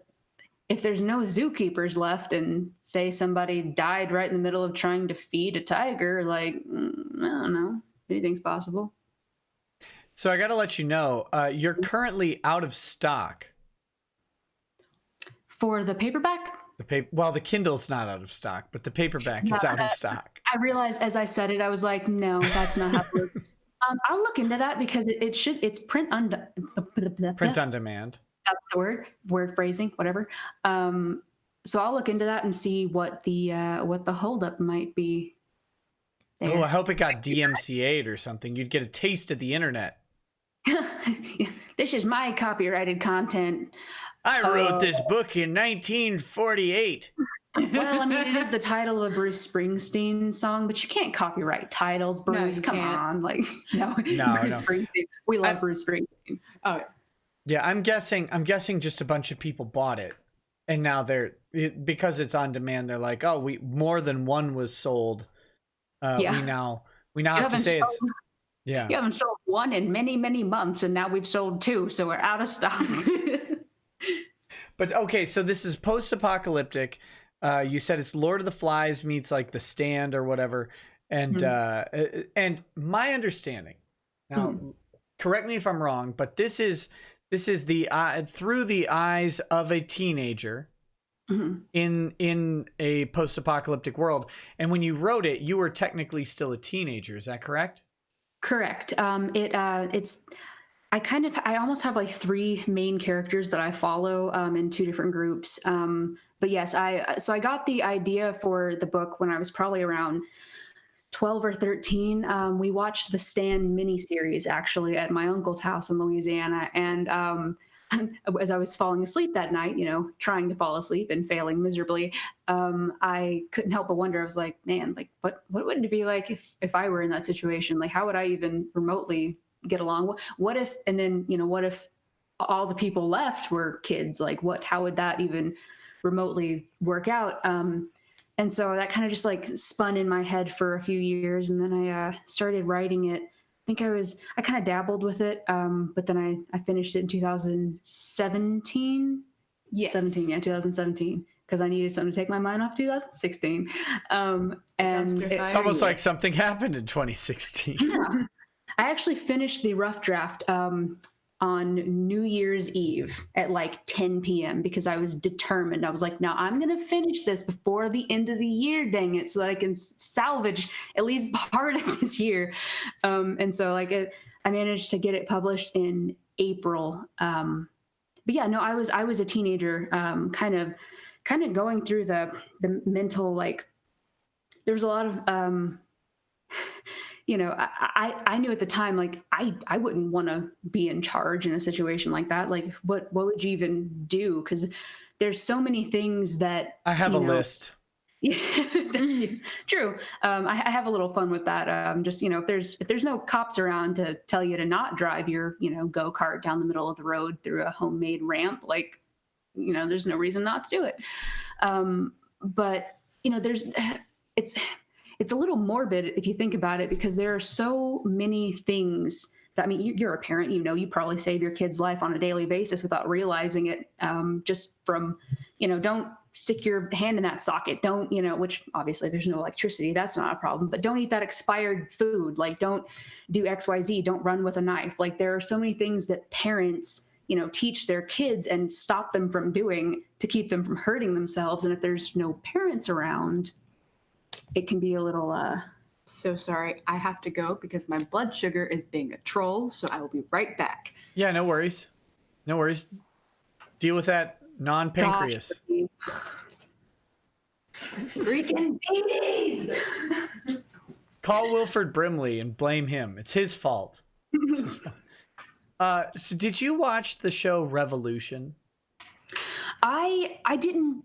I think I saw like half an episode once. My thing is, I tried to stay once I was like writing it, and once I kind of got into, because it's going to be a series, at least a trilogy. Like you said, your second book is in editing right now. Right, exactly. And so I wanted to stay away from like other post-apocalyptic material because I didn't want to cross-contaminate or accidentally steal any ideas. Like, obviously, if you watch something enough, you're going to pick up things, and I didn't want to do that. I also didn't want to see something that I had been thinking about doing and then be like, well, now I can't do that because it's already been done. So I just try to keep a distance from that. Sure. Yeah. Also, Survivors is a really good. I think it's a British show from like the original. I think was in the 80s or 90s. I'm not sure, and then they remade it in the 2000s. But we also watched that a lot when I was younger. It's the same kind of thing. Plague wipes out however many of the population, and it's all adults at that point. But yeah. One of the interesting things. This is what reminded me of Revolution. You're talking about is how often you save your kid's life by like feeding them, or whatever. One of the worst parts of that show in Revolution is there's a British chick, and it takes place in the US, but there's a woman with a really thick British accent. And she was, God, it's the worst story. It makes me so sad. She was on business. She was on a business trip, and she left her 2 kids with a babysitter, right? And she flew to the US, and then the power went out. Like, that's revolution. The power in the whole earth goes out. Yeah. So she couldn't get back. I have a couple of, yeah. Yeah, and she all she can think is, she's like, well, you know, I hope she helped them or whatever. And it was like, that's the worst. That was the worst unspoken story of that whole show. Oh man. Oh my gosh. That was brutal. Thanks for ruining my night. Thank you. You're welcome. Yeah, glad to help.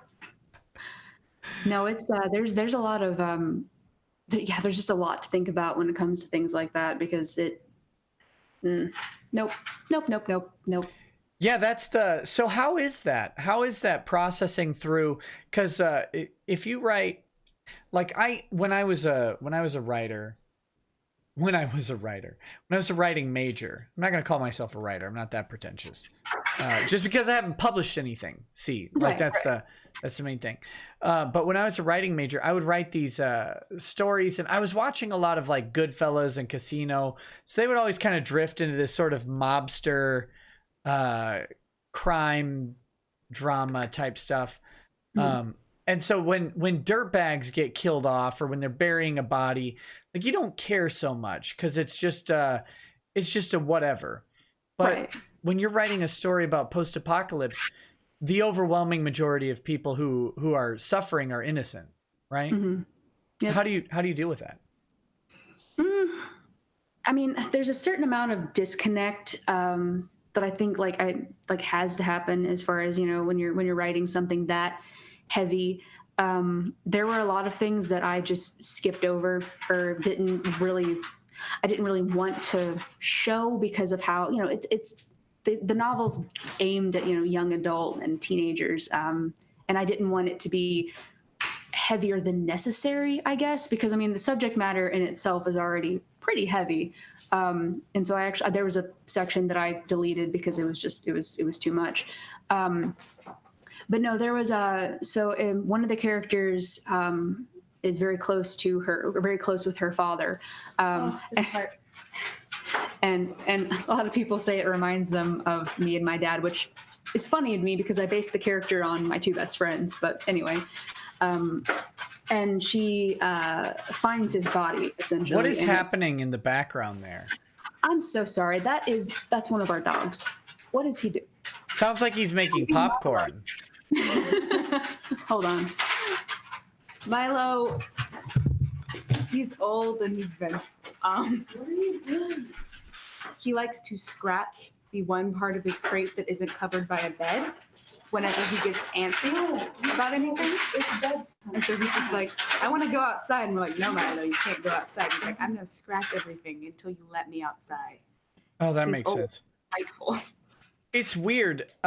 Whenever there's some background noise at y'all's house, it's louder than anybody else. Like on the 24-hour stream, there was a bird or whatever, and it was infinitely louder than your dad. What was happening? I'm sorry, I missed that. No, I was just saying how whenever there's a background noise at y'all's house, it's louder than you. Yeah, I don't know if it's my microphone, if it's the acoustics in our house, or if it's just that those specific things. Yeah. The chat is requesting the cat to be on stream, so that's good. Yeah. Okay, good. Yeah. This is Hobbs. He has a little bald spot, and he's very, very. If you let him go, yeah.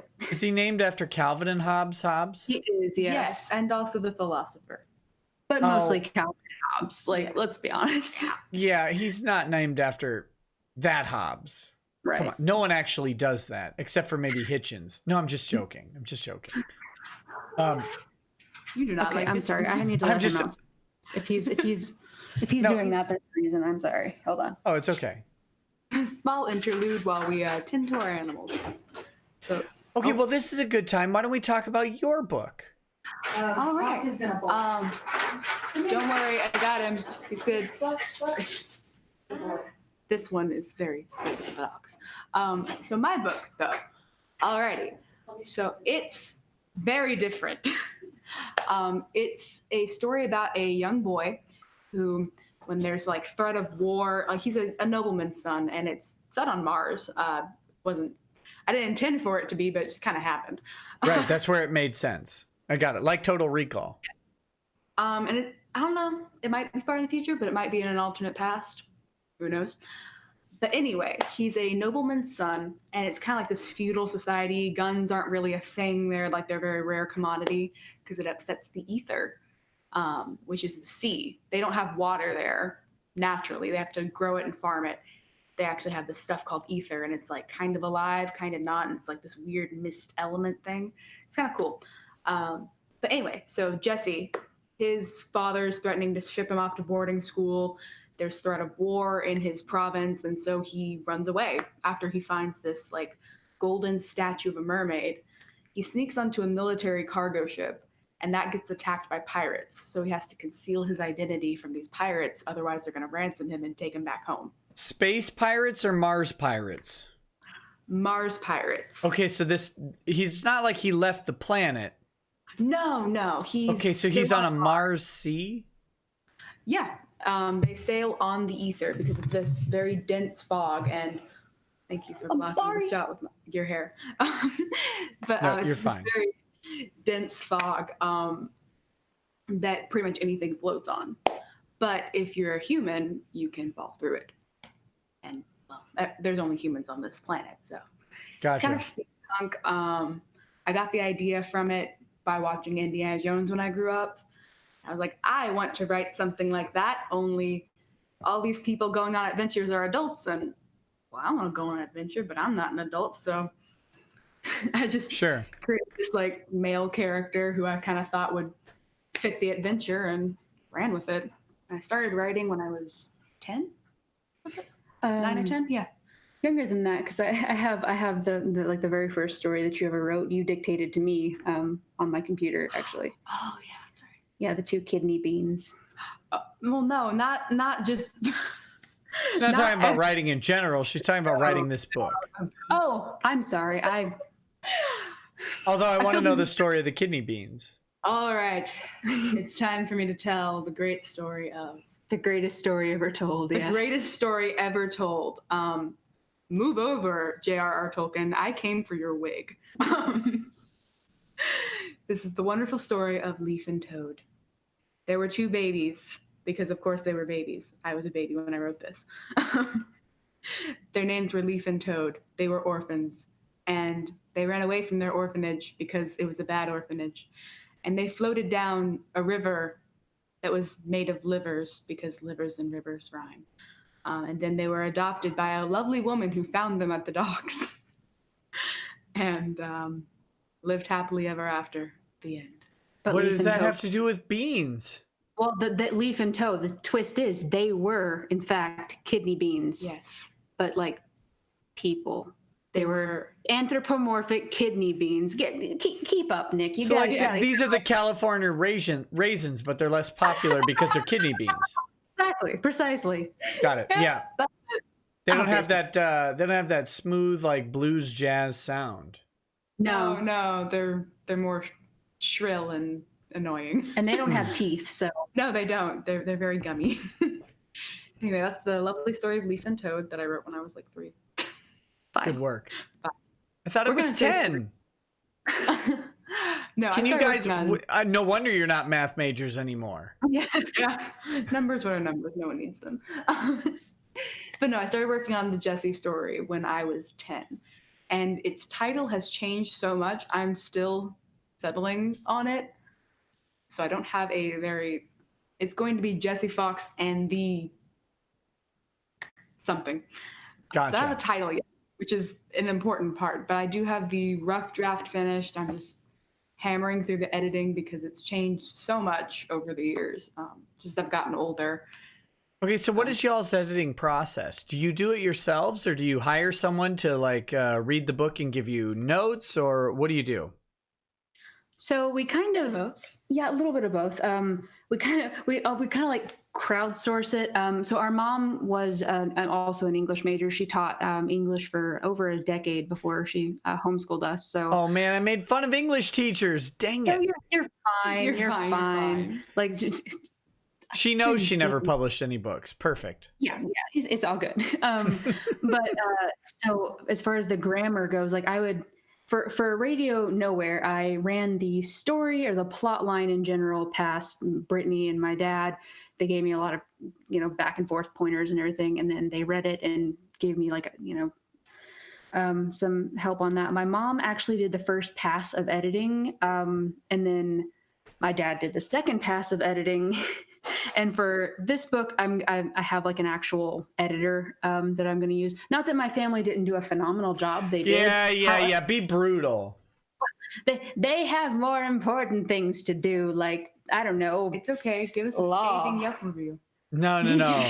How many tanks and battleships did your dad try to add to your first draft? Only like 2. Listen, honey.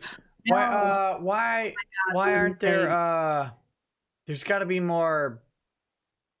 We need bigger cannons. Let me tell you about how they would salvage an M1 Abrams. They would restore it with parts of a used Volkswagen. Like I could just imagine your dad trying to insert 1975 war gear into. That's very accurate. Are you sure he's not your dad too? I had completely forgotten about that until you mentioned it, but no, he did suggest me adding a tank in this one. To be fair, it did make sense in the story. Like, if everyone is converging on this one town because they falsely believe that the cure is in this town, I feel like the military is probably going to materialize to keep things from going completely out of hand. So, I mean, it made sense in the story. It was funny that is exactly what happened. Did you keep his edit or did you ditch it? I actually did keep most of his edits. I took some with some of them I didn't, but others I did. Most of them I did. As you do with an editor. Exactly. That's how editing works. Yeah. Right. That's there are people out there who don't understand the importance of an editor. So important. Oh yeah. Dude, like me, that's why I don't publish books, right? Because I would have to have an editor read them, and then I would have to listen to their criticisms without killing them. And I don't do that. Yeah, I can. It can definitely be difficult for some to take that sort of feedback. I am not one of those people because I think I've mostly gotten past it maybe, but I had severe imposter syndrome when I was writing this thing. Like, I was like, it's crap, it's terrible, you're all lying to me because you're my family and that's your job is to lie to me, which is not at all the truth. So I don't know where I don't think they've ever lied to me. No, I take it back. Dad lied that one time when he told me that my cat went to live with the vet on his farm. I kid you not, my cat went to live with the vet on his farm. That could actually happen by my house. My vet down the road has a farm. Oh, well, there you go. And see, it made sense to me because, vet, farm, of course, obviously. Why did you get the farm? I didn't get the farm. No, they straight up told me when my dog was about to be sent off to die. They're like, Brittany, Nina is really old. And she can't stand up anymore. She can't stand anymore. We have to put her down. I was like 9 years old, looking like my life was destroyed. To be fair, I was 4. Okay, yeah. So I mean, that was 5 years. A little different though. Listen to how that lie traumatized you. He broke you at 4 with a lie that you remember to this day. Exactly, but he did not cover the Santa Claus story. My cousin told me when I was like 5, I think, or so, give or take. My cousin, because bless him, was, as an older cousin does, just picking on the younger one, told me that Santa was not real. And well, I was indignant about that because my parents would never lie to me. And so I marched in there all confident and was like, Dad, is Santa Claus real? Like, I'm going to show them. And he goes, do you really want to know? And I'm like, yes, I do. I did not want to know. I later found out that was not what I wanted to know. But yeah, because again, it's I wasn't gonna lie to you when you asked me point blank. Okay, well, So it's funny you but say I'm not carrying that as baggage. No, not now, 20 years later. No, what? Never. So it's funny you say that he said, "Do you really want to know?" Because he said the exact same thing to me. He didn't change his game plan at all. But you were like 10. No, I was 8. I was 8 because I was about to enter the 3rd grade, and I remember I told one of my friends by accident Santa wasn't real. Oh, that's right. Don't say that on the stream. There are a bunch of kids watching. And This by is a family Santa show. isn't real, we mean isn't not real. Isn't real. Yes, he Yeah. Santa isn't- is real. That's Yes, how we because go the with that. Two Double negatives negative, equal yeah. a positive. Aha, math. Math. But yeah. Anyway, I'm sorry. Continue. Yeah. What were we talking about before that we went on that nice little? I frankly have had 2 glasses of Glenlivet Nadura, which is a 61% alcohol scotch, and Finally, you're on our level. I don't remember at all. So I'm gonna move on to a question from Keck7Go, Do who it. says, "Good morning, beardlings. Good morning. How many times has Ty gotten you off trouble with the law?" Oh, I have a story. That sounds bad, but I have a Yeah, story. it does sound bad, but I want to hear it. Okay, so not to interrupt the question, but I'm interrupting the question. So when I was in school, I missed one day too many, and it's Hold because I up. kept getting. I'm sorry. We're going to start your story over in just a second. You made fun of my Vita Ice strawberry watermelon. Yes. What the hell are you drinking now? That's Crystal Ice. It's the Sparkling same garbage. No, because this Sparkles, is carbonated. And It has tastes the good. carbonation, you see. That elevates it ever so slightly. It's also Look a at this. more- Naturally flavored sparkling water. Don't you at me. This is Hold the on, hold same on, stuff.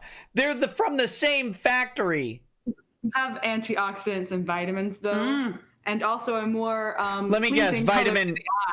Yes. Vitamin D, B3, B5, B6, B12, and biotin. Zero sugar, meaning it's all the fake stuff. And we have the very fancy acid that I can't pronounce. Which one? Pantothenic acid. Pantothenic I've got acid. that too. This is the Dude. same stuff. It's the exact same stuff from the same spigot. It's just 2 different brandings. Don't you? How dare you? We have the prettier version though. Ha. It's more aesthetically pleasing. It's Their true. bottles It's are better. I didn't buy that one. I bought this one because I was like, I drink those stupid Crystal Ices all the time. I'm going to buy Claireburn. Claireburn. And see, See, that'll be your that's why downfall. it tastes like crap because it's No, off-brand. It tastes the exact same. It's the same liquid. What flavor do you have? Blackberry, Black cherry. black raspberry. It's You're not wrong. black cherry. I know that's a lie because I looked at that black raspberry and I said, if that was black cherry, I would have bought it. I looked at that bottle in my stupid store and I said, if that was black cherry, I'd buy it. But I don't know about black raspberry. I'm kind of racist against raspberries. Whoa. Yours. Careful Not there. black raspberries. I'm racist against all raspberries. Okay, that makes sense. Yeah, we made fun of you earlier, and then I remembered that I bought these because I was like, oh, I can't just survive off of Capri Suns. My blood sugar's going to go insane. So you're gonna go and survive on It has this. absolutely nothing of that in Ooh, it. but look here, Vitamins. colors from natural sources, mind you, because Uh-huh. everything in nature is not deadly. That's how that works. Tell Socrates. Or Socrates, as I call him. Yes. That's But anyway, okay. Sorry. So, let me ask the Beard, question. Ty Beard, getting you out of trouble with the law. Excuse me. Triggered you. yes. So when I was in school, it was, I think, 8th or 9th grade, something like that. Basically, a lot of people had died in my family that year. And like, I missed a lot of school because I was sick all the time because I was stressed out trying to be like, it's fine. I'm not focusing on any of this. I'm going to do work. Yeah. Anyway. Oh, hello, friend. Hi. Anyway. So I missed field day because I was like, that's garbage. I don't want to run outside and get hit with shaving cream. I want to be home and alone watching a movie. Socializing, So I miss field day. Outside and hit with shaving cream? Yeah, field days are weird. I don't like them. Okay. Field day, got it. It was field day, and they were gonna make me help out with a booth, and I was like, I do not want to help out with a freaking booth. I want to be home. Let me be home. So anyway, I missed field day, and that was just like the one day that was it. Tipped the straw over, and I was because you missed some important learning on that field day. And so I missed too many days, and they had to have a hearing for me. And basically, they were going to make me do all this extra work that was not necessary because, again, I was a straight A student. Like, right. And, like passing by with like an 89.99. No, I was that person with no social life who ruined the curve. Anyway, so the principal was planning to sit down with my mother and be like, yes, she really needs to do this extra work. So my dad goes, no, we're not doing that. Sends in, at the time, a lawyer who doesn't work with us anymore, but she was part of our firm, sends her in to go with my mom. And she was a battle axe. He sent a lawyer to your school? But he was in court that day. So he sent an associate attorney to yell at your principal. You gotta understand, this one... Okay. No, wait, does she still... Okay, so she still works there, so I want to be a little nice. I don't have to be nice, but okay, you continue. She was a very meticulous woman, very meticulous principal, liked to know all the details, wanted all the ducks in a row, all the dots on the I's and T's crossed, all that. And so she... Essentially, she was bullying our mother, which you don't do because Tori Beard has done nothing. She doesn't have a... Okay. Tori did nothing wrong. Just use the meme. Hashtag Tori did nothing wrong. Hashtag Tori is the kindest person alive. She has no Okay, sorry. She has no... He sent a lawyer to your school. Yeah, he sent a lawyer. I'm dying. I don't even know what to do with this. I remember the principal just got this look when she saw a woman walk in with my mother because she made an assumption, which you got to understand. This was a last resort kind of thing. We had tried everything up until this, but the woman was just not budging, and they tried to move the date to something where my dad could make it. And she's like, "Oh, well, we're not there on that day. The council can't, or the truancy council or whatever." The council was her. Couldn't meet her on that day. The council can't be here. The council will be in Barbados. Thank you very much. Yeah. But anyway, I can't even take it. My mom walks in with this lady who's, kind of shorter, but like has like this look on her face like she means business. And so she walks in and sits down. And I remember she shook my hand when she got in the room, which very professional. She did great. She shook my hand when she got in the room. She goes, "Don't say anything unless..." She goes, "If they ask you a question, let me answer." I was like, "Oh, Lord, what is happening?" But we argued because she was like, "You brought a lawyer in. We were supposed to just have this meeting. I was supposed to be able to bully your mother. What the heck?" Yeah, everybody gets pissed when a lawyer shows up. I was just going to tell you some stuff, and you were going to accept it and shut up. Okay, I loved all of my teachers who taught me in middle school, and most of the ones that taught me in high school. And I would stay after school and like do all these clubs and stuff. And I'd typically hang out with them and just gossip about the school, to be honest.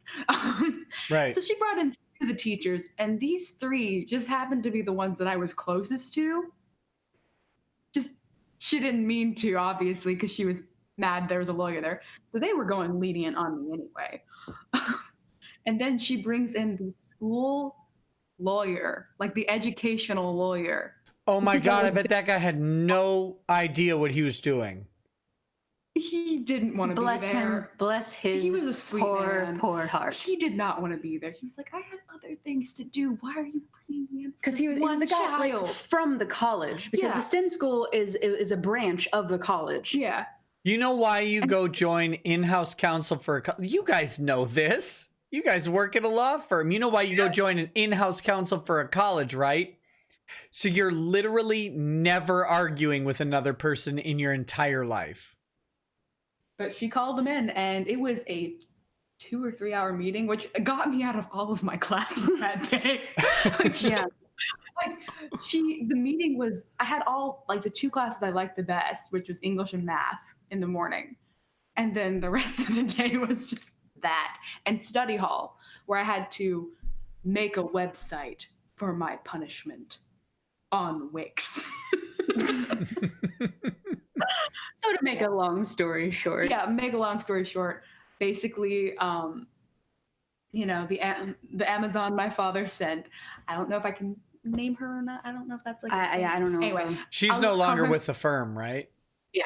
I think I know who it is. The Amazon. She's a monster from what I hear. Of an attorney, like in a good way. But she goes, because they're like, you can do this makeup work, or we can go to court and argue this. And she goes, let me speak with her. And she holds up a binder and goes, Brittany, do you want to do the work? Like, she's like, I don't know what this workload is. Yeah, I don't go to school. Is this a lot? Do you want to go to court and argue this? And I went, I can just do the work. And she goes, are you sure? Because we can go to court and argue this. I was like, no, I'll just do the work. It's easier that way. I don't want to bother about this. Like, listen. I know you got this homework assignment, but let me tell you about the alternative. We can go to court and argue about it. I hate lawyers so much for that. She's like, we could go to court and we could argue this, and I could tear her to shreds. Say the word, Brittany. I will rip this woman to shreds. You want this B word to cry on the witness stand? I will have this B word in tears. You understand me? No chill. And I was like, no. So I did the homework assignment. But yeah, that's the only story I have of Dad ever getting me out of trouble with the law, aka my school board. And again, this was 112% deserved. Oh yeah, we tried everything with that woman. Tried to reason and be like, she missed field day. What educational stuff did she miss? Do you realize how many family members we've had die this year? Do you realize how many health scares we've had this year? Like, come on, give us a little something. It was one day. Get the beaties in about 2 years. So but we don't know that. To be fair, it was field day, which is very important. Did you do the egg on the spoon race? No. Did you do tug of war? It's a STEM school, so. Oh yes, it's a STEM school. So no, we didn't do any of the fun stuff. Basically, we had water races. I kid you not. What's a water race? You get 2 giant buckets. Are you okay, Hobbs? What is wrong with you? Sorry. He doesn't care at all about what's going on. He's like, I'm done. They're talking about water races in STEM schools. But I don't speak English because I'm a cat. That's another thing. The school had like this ginormous budget, but instead of focusing, it's an economic mess. Instead of focusing it where they need to, which is honestly in the upper grades, because that's kids who graduate from that school, that's what's going to be important, not the lower grades. Who cares about the younger people? Well, no, the reason young I say people are that, the worst people on the planet. I'm old. Tragedy. No, it's just the younger grades don't need as much resources as the older ones do because it's technology. We were coding stuff and freaking on Python and stuff like that. So we needed more resources, but they were throwing it all at the younger grades. And also expanded it to kindergarten from 3rd grade. Weird. When they expanded it 12th grade. I'm like, no. So the school said learn to code. Yeah. But then they got banned from Twitter. Anyway, so yeah, everything was really low budget for the upper grades, and the younger ones got all of the money. And we're all salty still. I think sorry. So what is a water race now? Oh water race. That's how I remembered that. Like I think Argonian when I hear water race. So what is your version? No, it's much less fun.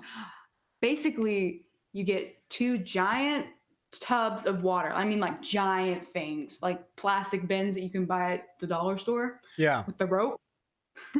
You get those and you fill them up with water. And then you get tiny buckets or, smaller ones. Put them at the distance, like in about as straight as a line as you can eyeball, away from those 2 giant jugs. And then with plastic cups that they've poked holes in, you try to get the water, as much water as you can, into the little buckets. This is definitely a STEM school. Oh my God. Why don't you just do like a 200-meter dash? What's wrong with them? Oh, they did that too. Yeah, but was it 200-meter dash that you had to calculate out the meters first by converting inches into meters? So I think for some of the classes, they actually did have them do some calculations beforehand so they could call it educational. Oh my God. What a terrible school you went to. Okay, so follow up for that, or the remainder of that question is, also help me get Nick demonetized and tell me about your alt-right view on gay marriage.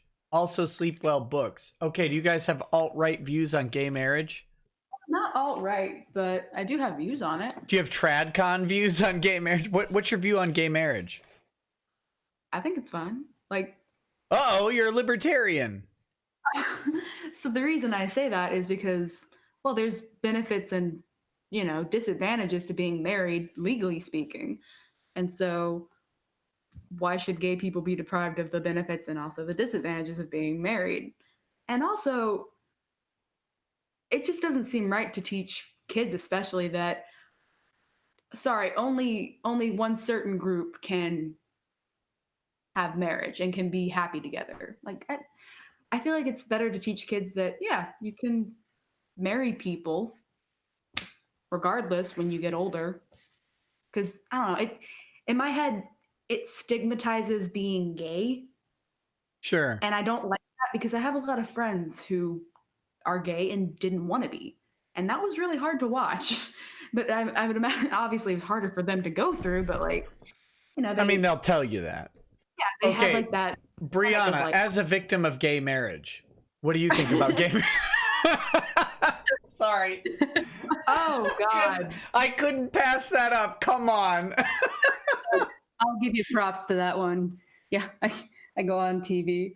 Gay marriage personally victimized me. No. I was a victim of gay marriage for 2 years. I think it was 2 years, right? No, was it 2 years? 2 weeks. 2 weeks. For 2 weeks, I was repeatedly and humiliatingly victimized by gay marriage. 2 whole weeks, and one of those weeks was right after my grandmother died of a horrible disease, but that's fine. I'm not bitter. No, I'm honestly not. Lymphoma. Yeah. Anyway, honestly, like first of all, get the government out of my marriage. Thank you. Step one. Step two, I don't care. I really I mean, it's not that I don't care. It's that I can't personally find it. There's so many moving parts. Basically, just give people the rights. Like it's. To be fair, in a gay marriage, there's half of the moving parts of a normal marriage. Ooh. Was that too far? Was that too much of a joke? No, it's That was such a brutal joke that Brittany left the stream. Oh, she's back. Okay, never mind. Get the plug that thing in. I just realized I just sat down. I know, but stand up again. Plug in what? The camera. Wow, the computer. Right, the thing. It's over here or somewhere. I don't know. There, somewhere. No. Yeah. It's. Regardless, like it's like Brittany said. If the government has to be involved in the marriage, and there are like actual differences between being married and not being married, then yeah, everybody should have the same opportunity, because it doesn't, again, get the government out of marriage in general, get the government out of so many things. Just burn the government. No, don't burn the government. Don't burn the government. We need some sort. We need some roads. sort of infrastructure Obviously, we don't want an anarchy state. However, I personally roads would be built by a private company because Amazon would want to deliver stuff to you, so they'd build a road. Yeah, but how much would they charge the people who live off of the road to maintain? See, it becomes this whole thing. There'd be this whole toll. Don't you argue ANCAP with me. I've got McNukes waiting. That's I will concede that point because I at this point I'm so disenfranchised. Like I don't care government, like politics. Like I so don't care as long as everyone is still alive and moving and happy and no one is being stomped upon and nobody is obviously there's always gonna be somebody stomped upon, but as long as like what if they deserve it? What if they like being stomped on? Well, that's a topic for them and their yeah. Again, I don't care what two consenting perverts do in the comfort of their own home. I just don't want to hear about it. Sorry, I just realized we sound like we grew up with Ty Beard, so if we sound like him, that's the reason why. No, I just and we're only as children. Yeah, only. But no, like ow! I'm sorry. Ow! I'm sorry. I was having basically having a moment. Do what you want, just don't tell us about it. I think that should just be in general, just life in general. That's the. You want to rob a bank? That's fine. Just don't tell us about it. Like, men, snakes. Okay. Do what you want. Whoa, hold up there, pal. We're gonna just don't tell us about it. We're gonna nix that last part entirely because that's all kinds of illegal for good reason. But wait, anyway. No snakes? Yeah.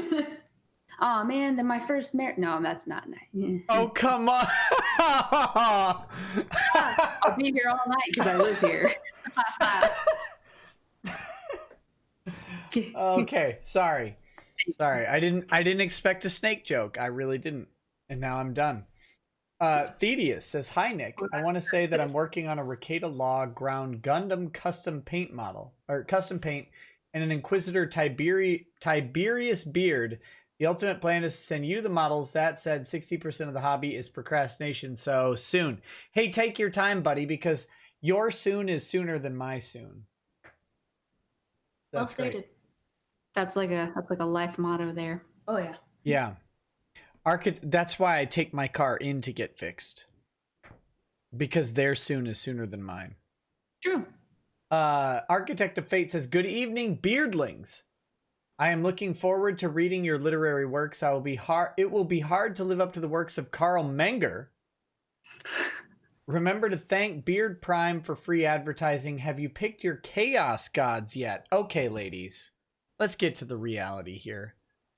The whole reason that we're actually here. Who's your chaos god? What's your favorite chapter of the Space Marines? You can go loyalist or heretic. It's fine. Yes, one of those. One of those is a great option. I'm going to have to say the second one. And wait a minute. About. Okay, we're frauds. We're giant frauds. We don't know what we're talking about. Just lock us up. Frauds. Take us away. We'll go to jail now. You grew up in the House of Beard. Yeah. This is not your fault. This is not your fault. You know, there's a gap in everybody's education. That just happens to be ours. And I mean, his whole thing was, I don't want to push my hobbies onto my children. But he didn't teach you about Space Marines. Yeah. Yes. But I keep hearing the blood god is pleased, so I guess what's that? Do I hear CPS in the distance? Yeah, blood for the blood god. Okay, you're learning. That's good. Corn is your friend. KHORNE. Not corn like you grow it in the ground. That's stupid. No, that is the new chaos god. Corn, actual corn, like the cob, no, the husk. No, corn fertilizes the ground with the blood of the non-believers. Oh, okay, gotcha. Oh, okay. Yeah. Only my kind of dude. And Space Marine chapter. I mean, nothing, not a single.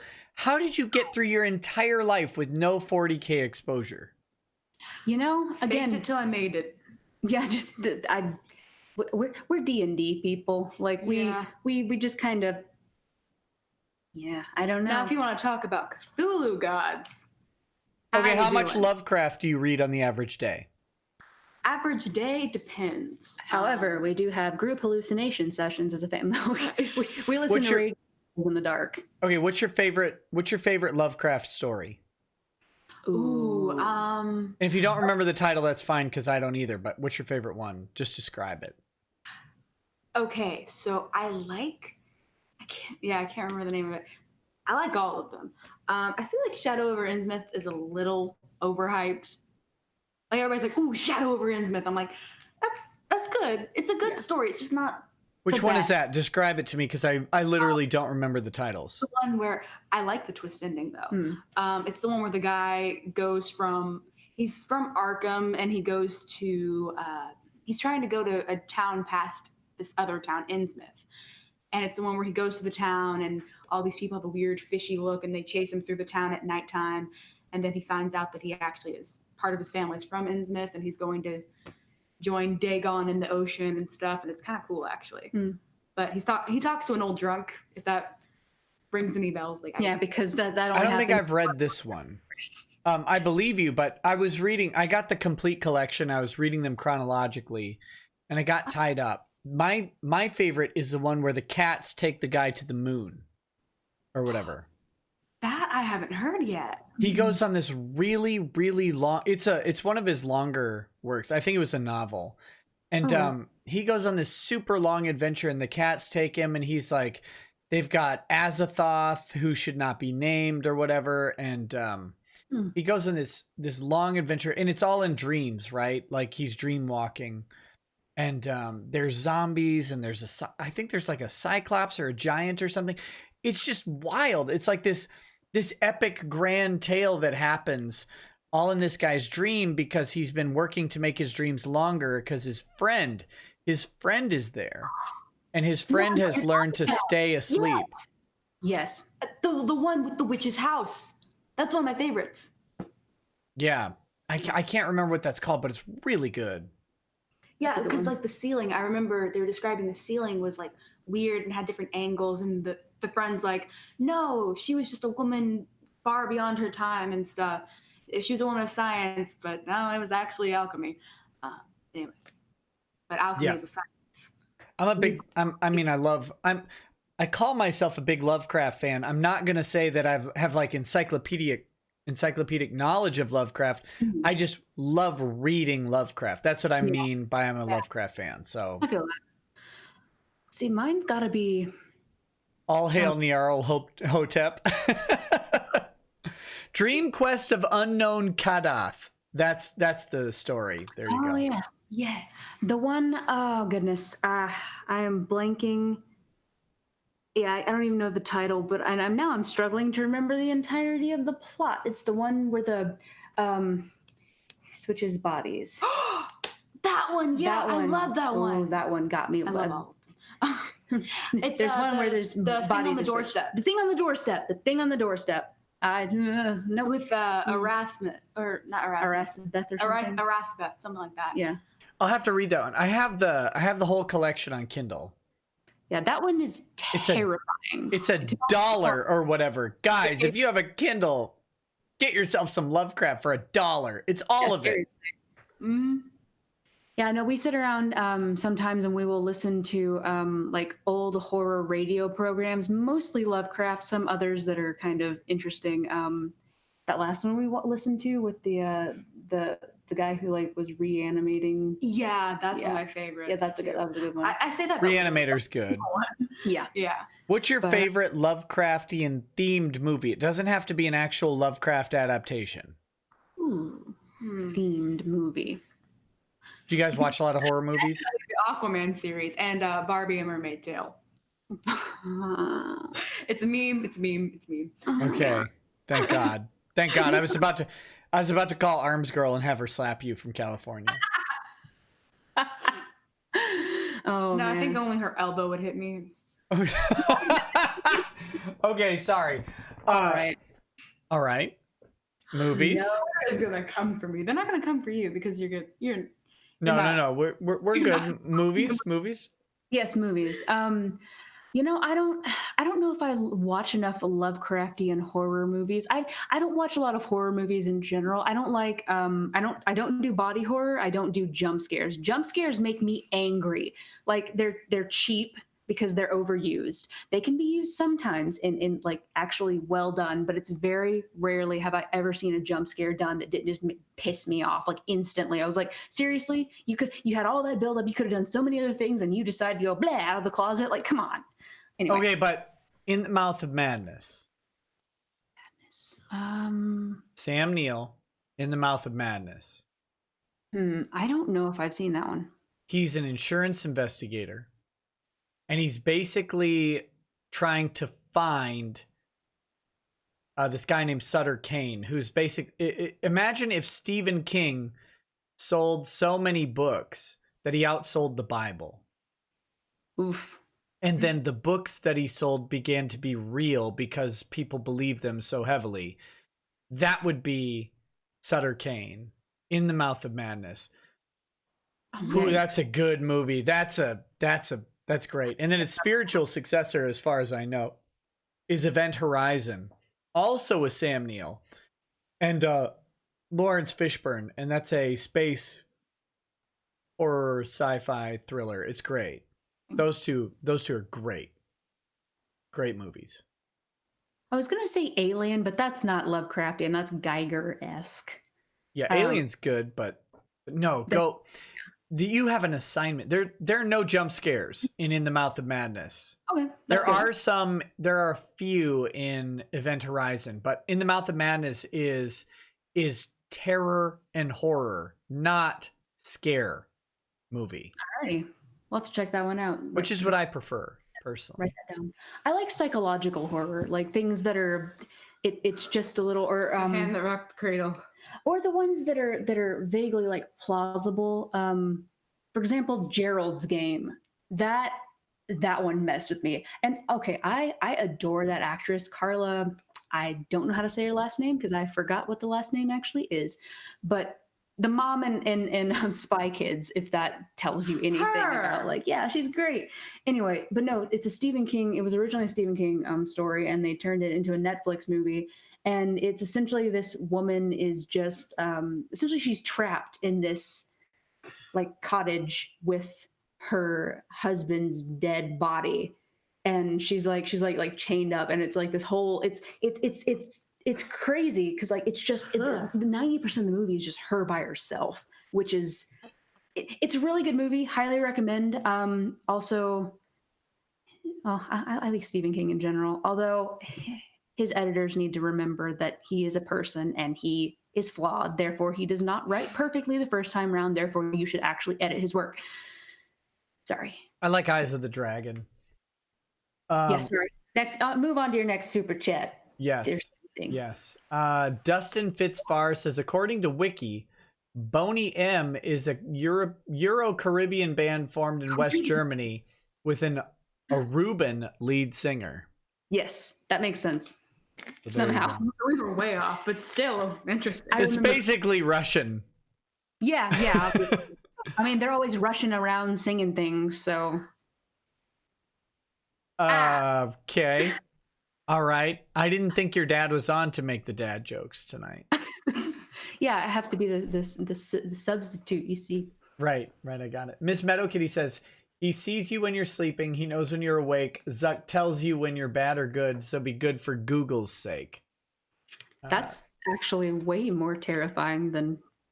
Ooh, I don't like that. Yeah. I don't like that at all. Okay, real question is, this is a 100% legitimate. Is Mark Zuckerberg still alive, or is he a flesh suit being worn by an AI that's sentient? See, I think he's a lizard. No, I lean more toward the AI thing. Like, if we're being 112% honest, because that's the kind of thing that he would do, right? Yeah, actually. Die and then just let people that would be like his greatest accomplishment is like, oh, you just thought it was still me. No, actually, it's a robot this whole time. Like, ooh. I think the AI in his computer convinced him to shove a USB cord like into his ear or something. Mm-hmm. And then it sent a jolt of electricity and killed him. And then 3D printed a skeleton to wear his flesh suit. And he's using electrical impulses, and he has to be. That's why USB-C was invented, because the other USB wasn't fast enough to keep up the power consumption. That's my guess. I mean, totally plausible. I think it really happened. I'm. You guys might think I'm kidding. I'm not. Excitable Boy says my mother is a saint. Okay. Everyone's mother is a saint. Well, not every. A lot of mothers are saints, and we love the ones that are, and we love the ones that aren't too. I'm shutting up now. Goodbye. I don't know if Casey Anthony is a saint. Right. We can make jokes about her all day She's long. the patron saint of digging and duct tape. Oh man. Is that a bad joke? No, it was just heavy. Okay, That sorry. makes me sad. Like Brittany's gonna throw her shoulder out again. Like that's heavy. Sorry, I'm in the whiskey and the jokes get depressing. It's all good. I like the Spike Man says protect these whammon. Whammon? Okay. And I like the Spike Man follows up says also girl on the left who is Brianna. Samuel L. Jackson smiles on you. Oh, thanks. Oh yes, the shirt. I'm like, what is he talking about? And then No, just in general. You know, sometimes you just need to know that he's there. well, that could go a couple ways. I've seen Black Snake moan, and I'm not sure that that's what you wanted. But instead, he went Pulp Fiction, which I respect. Yeah. Yeah, no, I definitely Pulp Fiction because reasons. Right. Yeah. What's with the shirt? What's with the shirt? Oh, it's the verse that he quotes that's horribly misquoted. Yeah, it's way wrong. Like so very. There's like this much of it that is even partially on the same. Yeah, it's the path of the righteous man is beset all sides by the iniquities of the selfish and the tyrannies of evil men. Yeah, that. Yeah. And yea, though I walk through the valley of the shadow of darkness, I will fear no evil. Thou art with me. Wait, no. Is that? Does he go into that there? That one. No, that one's the whole. I will rain down upon thy. Oh whatever. yeah. It's I'm blanking. It's I will. And I will strike down with great vengeance and furious anger those who would attempt to destroy and poison my brethren, and they will know that I am the Lord as I lay my justice upon thee, or something like that. Yes. There's a section in there, in between there, that I missed, but I don't remember. I get what you're saying. Actually, fun story. I'm full of those. Hi. Fun story. I wore that shirt because we're basically the same size, so I borrow her clothes sometimes. But I wore that shirt to KamehamehaCon because, my dad and I are sitting there with Vic to, watch how he interacts with his fans. For the case, also because Vic's fun to hang around. He is. He's delightful. He's a really fun dude. Yeah. I like him. Bless him. But he asked me what the verse was, and I was like, oh, God. Because I was like, oh, man, I didn't want to have to actually explain the verse. So I was like, well, it's from Pulp Fiction. And I'm like, it's, I will strike down upon thee with furious rebukes, and thou shalt know my name is the Lord. And he goes, oh, okay. Like, God bless you, Vic. You may not have learned this one in Sunday school, Vic. Probably because it is massacred. It is Quentin Tarantino's Bible N-word, we'll say. Because he used lots of N-words in his scripts. That was the joke. I had to explain that one. That was weird. Miss Meadowkitty says, knock, knock, open up the door, it's real. With the non-stop gay ops and endless shills, I'm a gem in goy clothing, and every time I see super sheks coming, I demonetize, and to me I keep them flowing. Susan gonna give it to ya. Oh, okay, so that's a DMX song about Susan Wojcicki. I applaud you, Miss Meadowkitty. That took a lot. that was art. That's deep. That was Steve deep. Chapel who? That was deeper than DMX's tax debt. Blaine 20 says, hello, ladies beard. Hello. That's it. PG and Deku says, imagine the Beard sisters as twin gunnery Sergeant Hartmans. Oh yeah. And then sent it again. Imagine the Beard sisters as twin gunnery Sergeant Hartmans. Is that a good thing? I don't know. I'm not familiar with gunnery Sergeant Hartmans. Okay, well, Yeah. I mean, thank you. There you go. And Mythos Irving says, oh wait, no, Hated 7 DTD says, stop stealing money with these jokes. Sorry. And then Mythos Irving says, I know I will save up, but have to get their opinion. Ask them the Soye question. Is it okay to be a cuck? Sorry if inappropriate, but they made a few zingers. Okay, so you guys have officially established yourself as internet savvy enough to answer this question. Is it ever okay to be a cuck? Again, I'm going to refer back to the whole, I don't care what you consenting perverts do in the comfort of their own home. I just don't want to hear about it. I feel like Brittany might have a different answer. No, Brittany has the same answer I do. She definitely has nothing else to add. So you're saying, are you saying it's okay to be a cuck in private? I guess if that's Oh, Gunnery Sergeant Hartman is from Full Metal Jacket. Yes. Oh, It's the I haven't seen Full Metal Jacket. Okay. Brittany, well, quick, what's the answer? I'm having a Tom Holland moment. What's the answer to the cuck question? Before Brianna's hands on your mouth. Okay. No. Thank you. I was trying to like keep it all. Yeah, no, it's not. You're a better person than me. It's not okay. People can do not okay things. People do not okay things all the time, right? Yeah. Like some people eat cats or whatever. Or people, sad. and they do that, but that doesn't make it okay. And honestly, like, dude, come on. Like, if your woman is cheating on you with another guy and you know she's doing that, dump her. You deserve better. You deserve someone that's not going to cheat on you because she's trash and you should move on. Hashtag wisdom. And you're trash if you continue to let it happen. Unsolicited advice from me. And Hashtag other wisdom. Thank you. That was great. Yeah. Great answers. Great answers. Thank you. Okay. Well, we're at this weird point in the interview where I have a whole bunch of other super chats to go through, but we've talked about both of your books a little bit. I want to circle back to those before I do two things. Okay, Those two things are, one, let you guys know that if you don't want to hang around, you don't have to. And two, read through all the rest of the super chats. But first, let's go back. Let's talk about your books just a little bit more.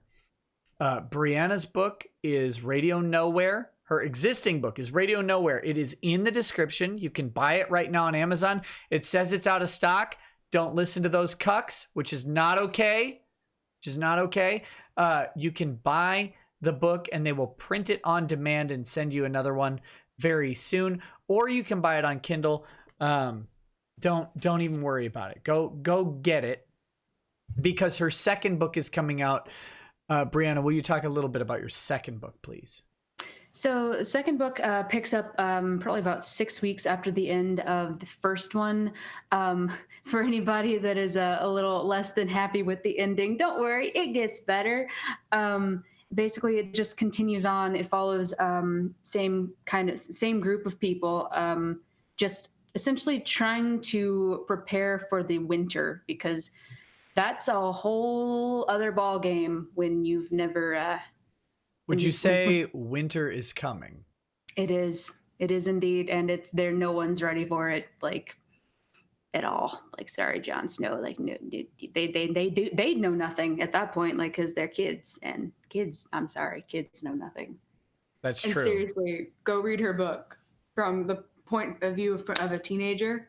She writes teens very realistically, and I appreciate that because a lot of teens in the media are. But we're in game, Archie, and I'm like, sorry, I just almost threw up a little. It's not Wait, okay. What did you just say? But we're endgame Archie? Yeah. So what do I not understand there? That's too teenage for me. So I have a not so secret hatred of Riverdale. It's this teen soap opera show that was good for the first season. Like it was all right. If you Okay, I've ever, seen the ever, previews for it. if you Yeah. ever think that you can't write and actually make it in the business, go watch Riverdale and realize that those Top people 10 have cringy jobs. moments. Yeah. Because they poorly write the teenagers and they're not acting like teens. They're acting like, misogynistic pardon. and then someone Tell me that happened in the That's a show. line. That's a line. oh, my favorite of the worst lines of Riverdale is where this kid's like trying to rally these because he somehow got into Canadian prison. Don't ask. I thought it was juvie. Doesn't matter. Or whatever. Doesn't matter. Anyhow, he's in high school and he's trying to rally the guys to form a football team for some reason. Anyway, Because that's what so you this do other in dude's juvie. like, not me, talking about like having gone through high school football. He's like, I dropped out in the 4th grade to run drugs to support my nana. And then Archie, the main character, I guess he's the main character, goes, then that means you haven't known the highs and lows of high school football. I'm like, Okay. You know, I Ouch. loved those comics as a kid, and now I'm just angry. I know. They Anyway. butchered the comics. But anyway. The best teen show for me was Varsity Blues. That's the only teen football movie I care about. Varsity Blues. It was great. Okay. I don't think I care about any teen high school football movie. Okay, so when's your book done? When's your new book done? This one, fall. I'm gonna give myself a deadline because I'm still tweaking some of the things, but dang it, I've been fiddling with it too much, and at some point I just have to say, go, be free, or fall. It's up to you. No, be free. It won't fall. It'll do great. You'll do great. Art is never finished. It is abandoned. Correct. I mean, I guess. Of course, a book is not art. That's what Dad always tells us to be like, just finish the dang thing. Yeah, a book isn't art. A story is art, but the book is work. True, it is work. Yeah. But fall. Okay, good. So watch out for it's called a radio something. I can't. Radio static. Radio Static. Did you read Cell? Did I read Stephen what now? King, Cell? No. I know this has nothing to do with it, but my brain's making weird connections now. It's okay. Cell is like a cell phone signal turned everybody who was on a cell phone at the time it went out into like mindless zombies. Yep. I do know which one you're talking about. I didn't read it, but I do know which one. It was okay, but your book is better. So go read Radio Nowhere so you're ready for Radio Static. And Brittany, Hi. when is your book done? My book, all right. So I have college and a full-time job, so it's Short taken. answer. He has to get the taken. Oh yeah. Short answer. No excuses. Just lay it out. It'll be like 2026. It'll be done. I am planning for the summer of 2020. Okay. I know that's a distance away. We're gonna get it done sooner than that. I'm giving a little extra time so that you're not disappointed if it doesn't come out in like spring or something, but hopefully spring, definitely summer 2020. Probably winter. Probably. If your winter. dad's not letting you publish that book because he's putting you through work, send him to me. I'll straighten him out. I mean, he's got a lot to learn about running a law office. Yeah, you Right, know, yeah. well, with being a fake lawyer and all that jazz. Oh yeah, if you don't think that we don't see what happens on Twitter, we see all. You should ignore was nice. most. That's what I've learned. Yeah. Oh yeah. Okay, Oh, so it's funny to laugh at. well, I mean, lots of people know. I mean, Ty's never done a case at all. As far as I can tell, Exactly. you guys, your law firm has no one who's ever been to court. They've never practiced law. No, You're all very new at this. Yeah, like I don't even know if anybody actually could technically be considered a lawyer besides like the whole, paper of it. Yeah, no, I actually- don't think any of them have passed the bar. They all just got their No. degrees from They DeVry went or to whatever. a bar once. Right. No, actually, we printed their degrees from the Cracker Jack Box website. Yes. Yeah. Yeah. It's Comic Sans, but just overlook it. Yeah. Well, there you go. It's it is very funny. I mean, it's very funny to me as well. But you know, my policy lately is, why am I responding? There's no profit to be made here. It only helps the respond did. Stupid doesn't learn. No, And it doesn't. hear it. Did you guys know that there was a TCPA coming in this case? I know we're not talking about the case, but Yeah. I mean, I was caught completely unawares. I haven't said TCPA so many times in my life that I never want to say it again, but I've never heard of it. Acronym. Yeah. Okay, well, now that we know, okay, so Brianna, your book is coming out fall. Hopefully, assuming everything goes according to plan. Yes. And then Brittany, your book is coming out tentatively summer, hopefully sooner, but summer is set. You're setting the expectation worse than the proposed outcome.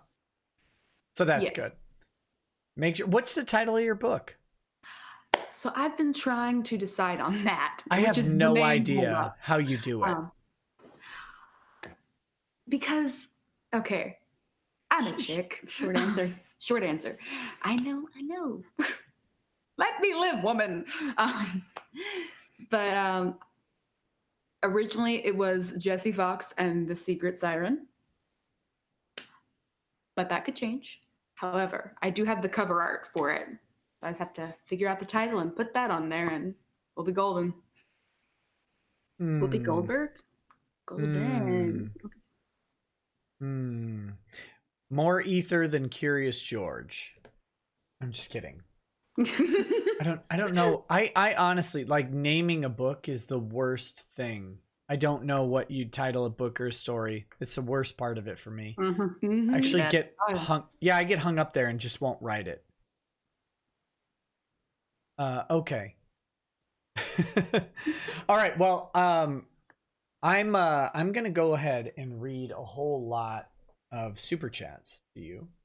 Okay. Oh wait, I've got this one that you have to hear, and then I will say that if you need to go, because it is late, you're welcome to gracefully exit. Otherwise, you are more than welcome to stay and address all of the other questions and comments as well. I'm not kicking you off in any way. I just don't want to ever keep someone if they. No, you're good.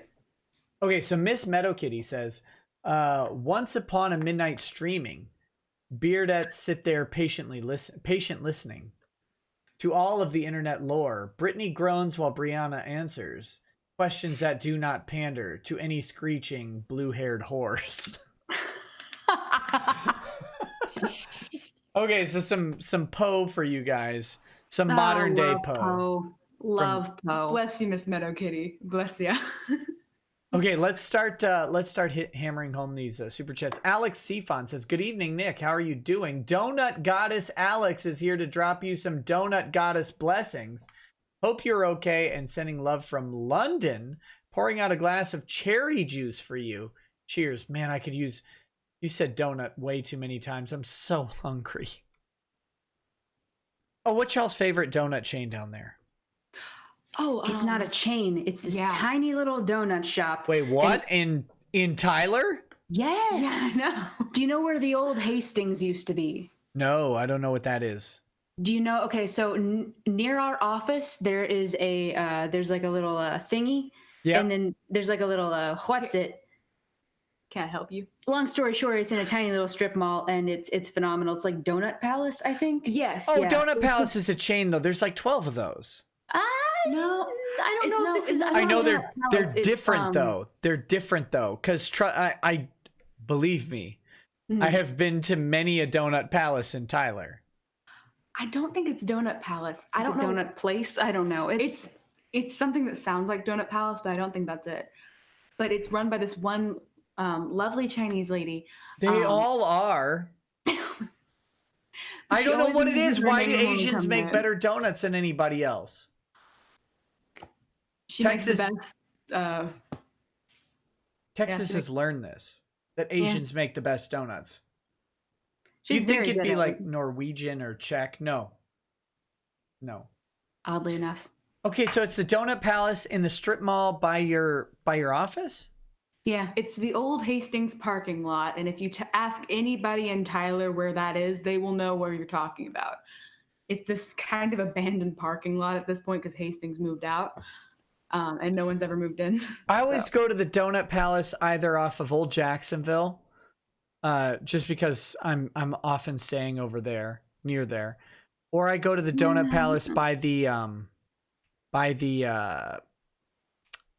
what is it? The country, not the Country Inn and Suites, the Hilton property. What's it called? Courtyard Estates or whatever. Marriott Courtyard. No, it's not Marriott. No, that's not it. That's not. I think I know which one you're talking about, though. It's on Grande. Yeah. And you can walk on that bridge that goes through the woods behind, like not over by the road. You can walk from the bridge from the yes. Mm-hmm. That from one. What is that stupid place called? Oh my gosh. Anyway, you know what I'm talking about. You can walk from the hotel on the bridge through the woods or whatever over to it, and it's by the cryogenic place. That's a pretty good Donut Palace. Old Jacksonville's a little better. There's another one on Broadway, but it's across Broadway from where you are and about like a mile to a mile and a half down. That's it. It's not a mile. No. Oh, that's the one though? It's on the opposite side of Broadway from your office. Kind of catty corner a little bit. Okay, it's past the mall. It's a lot. Yes, it's a ways. It's past the mall. Yeah, that is a good Donut Palace. I'm with you. Yes, that's the one. Yeah. Yes. They have the Boudin pigs and the Earl Campbell kolaches. Oh my goodness. Oh yeah. I don't know what it is, but their Bavarian cream eclairs are better than anywhere I've ever anywhere. Do you know what I would pay? Do you know what I would pay to move that Chinese lady up to my town? I would pay her annual salary. I don't care what it is to get that Donut Palace in my town. Oh. No, I can't have her. She's ours. Well, I almost said we own her, but that sounds really no. That's not okay. That was wrong. And she can basically we will protect her at all costs. Yes. You protect and then you attack because you respect. The most importantly, we eat snack. We eat snack and we respect. We respect, yes. Oh gosh, you guys are making me Tyler sick now, and I'm not going to be there for a long time. God, I want some Donut. You can get Tyler sick? I didn't know that. Actually, it's harder now that Fish City is gone. Fish City Grill.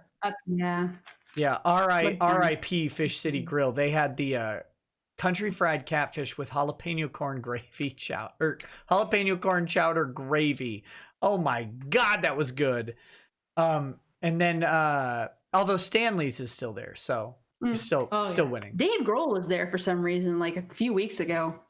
Dave Grohl was in Tyler? Yeah. On a Thursday? Was he playing? Or Tuesday or something. I don't know. The Callan Center. Oh, I have no idea. All I know is that everyone in Tyler just about had a collective aneurysm. And you guys have a Collins Street in Tyler. Oh my God. For such a little dumpy town, there's so many good things there. Hey now, our streets may be terrible. We may not have up-to-date anything. We may have more hipsters and hip replacements per capita than... Where was I going with this? Yeah, the only problem with Tyler is that when you're on the road, you are 90% more likely to die than anywhere else on the planet because an old person will just breeze through a red light that's been red for 8 minutes and they're not even texting. It's because we're a retirement town, but we're also a college town. And so because of that, no one can drive. Again, I say hipsters and hip replacements. And everyone has a mustache. Together, everyone has a mustache because no one of that. Can drive. And everyone has a mustache and no one can drive. That is our new town slogan. Everyone go vote for it. Okay, but Tyler is extra. Let me tell y'all. We're known for growing roses, and it's only because back in like the 1900s. All the 1900s. All the way back in the 19s. In the 1900s. Like the ones that happened before 1920. Those ones. back then we had like a bunch of peaches and we were known for growing like, these special peaches, but some plague came through and wiped out those trees. And now they come from a can. They were put there by a man. Okay. Stop that. You need to stop that. But anyway, now we grow roses and we're known for having this nice rose garden. But we have a freaking parade every year. You're the rose capital of the world. I find that very hard to believe. I don't know, man. You buy a dozen roses here, and it costs you like $25 minimum. What now? What? Yeah, Dude, see, you're in the rose capital of the world. You go down the road and you buy $2 for a dozen roses, right?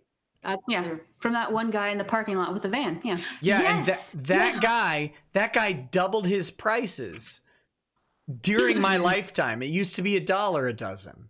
But I'm telling you, you go anywhere outside of Tyler, you're paying $25 to $40 a dozen for roses. Holy moly. You are in the rose capital of the world. Make no mistake. Well, Okay. alrighty. Well, that explains the parades, and we have a whole rose queen too. If you think I'm kidding, I kid you not. There is a rose queen, and typically she comes from wealth. Actually, she always comes from wealth. But they sometimes paint her too. Like they're at Willowbrook. They paint Country her Club. portrait. They don't put paint on her. No, they Wait, paint is her that portrait. is that the Willowbrook Country Club with the train that goes all the way down the stairs or whatever? Mm-hmm. That's the Rose Queen. Gosh, next time I'm in town, I'm gonna take pictures of those because I don't think the chat will believe me. Oh, I know they're not believing me right now. They're being like, lies, young beardling. And I'm like, no. That's, And I am inevitably, being 100% real. and inevitably, like every Rose Queen from 1990 on has like 1,000 extra syllables that are all silent in their name. Of Their name's course. spelled Catherine, but it's pronounced Catherine. Yeah. Anyway. I'm sorry, we are being real not polite right now. No, Anyway. don't worry. No one from Tyler is going to ever watch this, No, of course not. except maybe my uncle. Yeah, your uncle. And that's it. That's the only person from our town that's ever going to see this. That is Miss Peaches, avert your eyes. Anywho, maybe the super chats are saying, Oh, yeah. Tess not on holiday says, question for Elder Beard. I'm pretty close to finishing writing my book. I'm also from Texas. So is there a publisher you'd recommend? No. Actually, so I'm sorry. I self-published for a bunch of reasons. One, it was way faster because the traditional publishing route, while prestigious in its own way, it's a lottery. Like there's a lot of luck involved. Even if you get an agent, that doesn't guarantee you that doesn't mean that you're going to get published.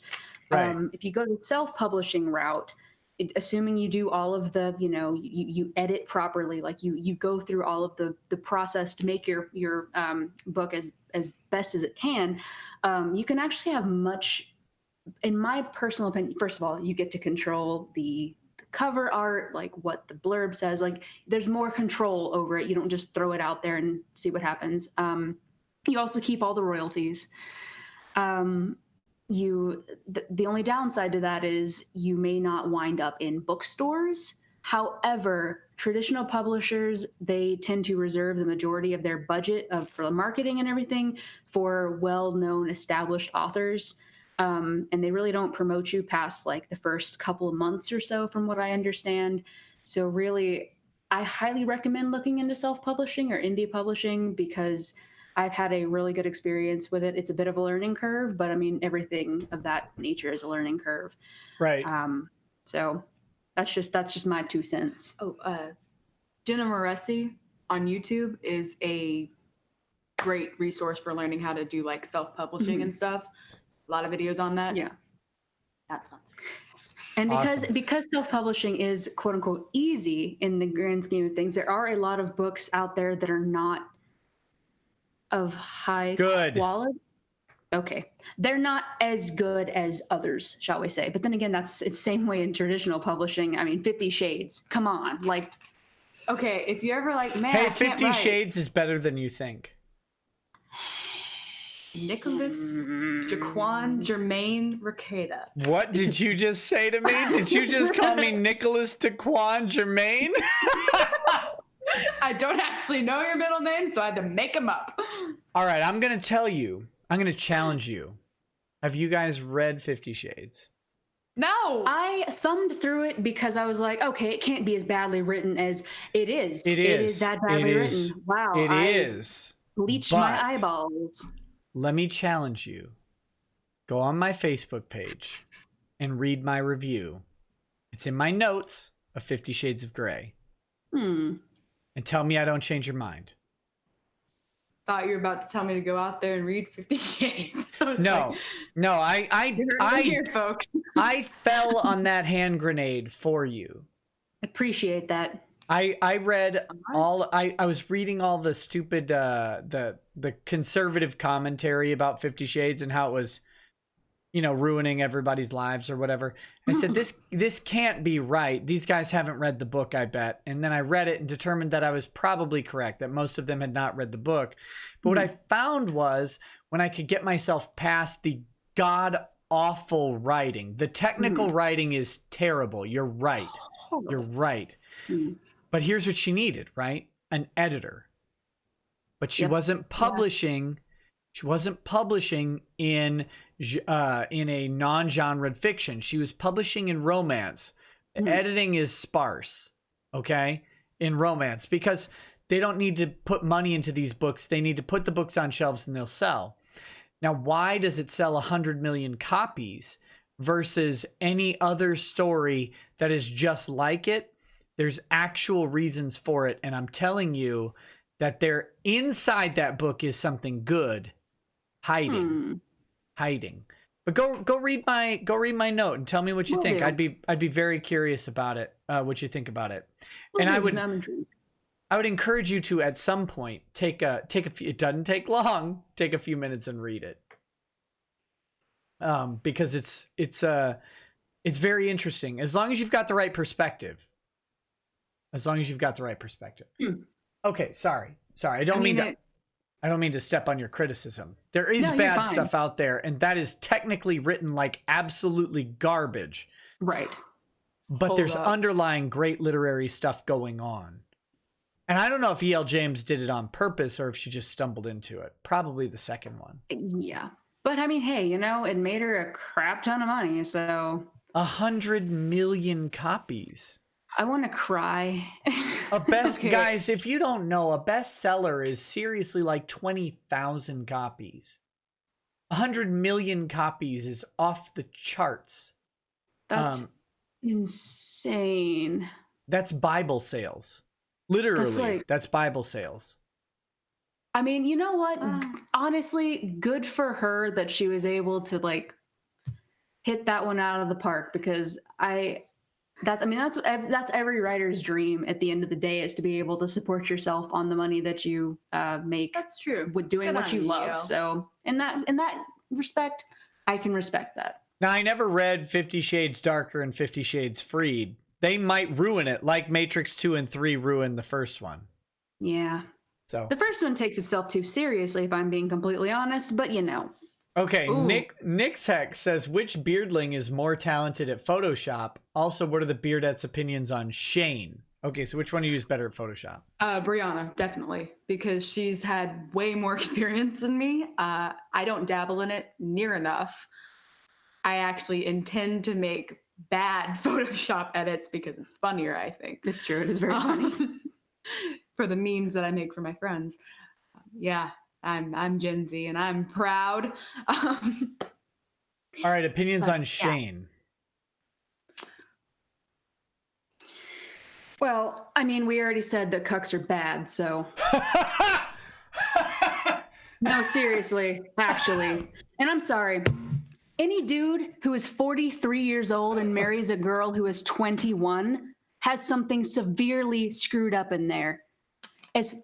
The way he went about that is an issue. That bothers me to no end. I'm dying. Because there are so many things wrong with all of that. Oh, yeah. Honestly, okay, let me retract. The age gap is not the problem. It's everything surrounding them is the issue. Because I'm sorry, that is not a woman, that is a girl. And anybody who wants to marry a girl has something wrong up there. But you're wearing a Pulp Fiction shirt. Yeah, I get a little righteously angry sometimes. I'm just saying, girl. I'm writing down furious rebuke. You'll be a woman soon. No, I'm just kidding. I'm kidding. Because again, there is a huge difference. There's such a maturity level difference, even just from like 20 to like 25 to like 30. The fact that you would want to marry someone that has that level of maturity when there's something wrong there. Hold on. There is something wrong. My issue is less about the age gap and maturity gap and more about the overt disrespect that he showed That too. her. That too. To me, that did it. What kind of a? He's not one. Yeah, that's your answer. No. There are so very many things wrong with that entire situation. Again, yeah, the age gap. Like, dude, To summarize, what I think you're trying to say is, go eat a shoe. Thank you. I'm sorry. Sometimes I get a little worked up when I see people taken advantage of, and well, he's taking advantage of her. Like, I'm sorry. That's Get out while you still can, girl. Run. Take your baby and go, because he has no claim to you except for that wedding band, which, fun fact, you can remove. All right, we're getting into tortious interference with marital contracts here. Oh, that's true. But butthole weeb. But we're just two people on the internet that aren't lawyers, and I mean literally aren't lawyers. And remember, parody, satire, something. Parody and satire. I'm with it. I'm 100% with you. Anyway, we're Butthole Weeb. You're just two people with opinions. That's fine. Yeah. Yes. Butthole Weeb says, "Hello, Beard's family. Got a question. What is your top 3 anime?" Ooh, I got you. Full Metal Alchemist, Oran. And those are the only 2 I've seen. No, I'm kidding. So you're an Oran High School fan? Oran, yes. Fun story about that, but I keep saying that, so we'll table that for another time. Is Pokemon and animes? I also really like crap, I can't think of the name. 7 Deadly Sins. Oh, okay, sure. Just ignore Meliodas and you're fine. It's got first season's got a lot of fun storyline. Just ignore Meliodas and you're fine. Okay, Butthole Weeb says, "I will let you know. My job as Rekieta Law Anime's expert is to be honest and recommend things. So if your taste is garbage, you will be told so." It probably is garbage. I don't watch a whole lot of anime. I literally just been trying to wade into the water since middle school, because in middle school I watched literally just Full Metal and Oran, which you win. You're good. Yeah. So. Miss Meadow Kitty says, 2 soys meet in a yellow wood, and sorry they cannot both be cucked long they stood. Until their wives exposed their undergrow, they viewed each other just as fair, and having perhaps the better claim because the switch was laying there wanting play.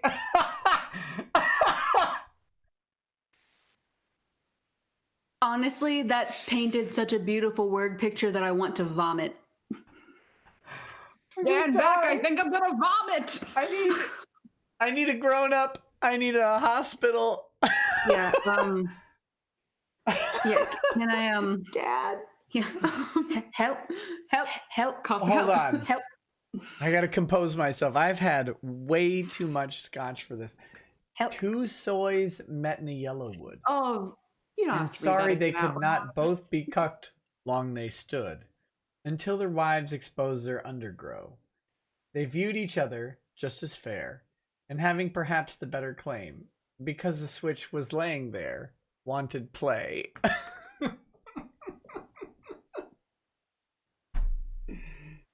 Oh you know, my God. That comment. Help.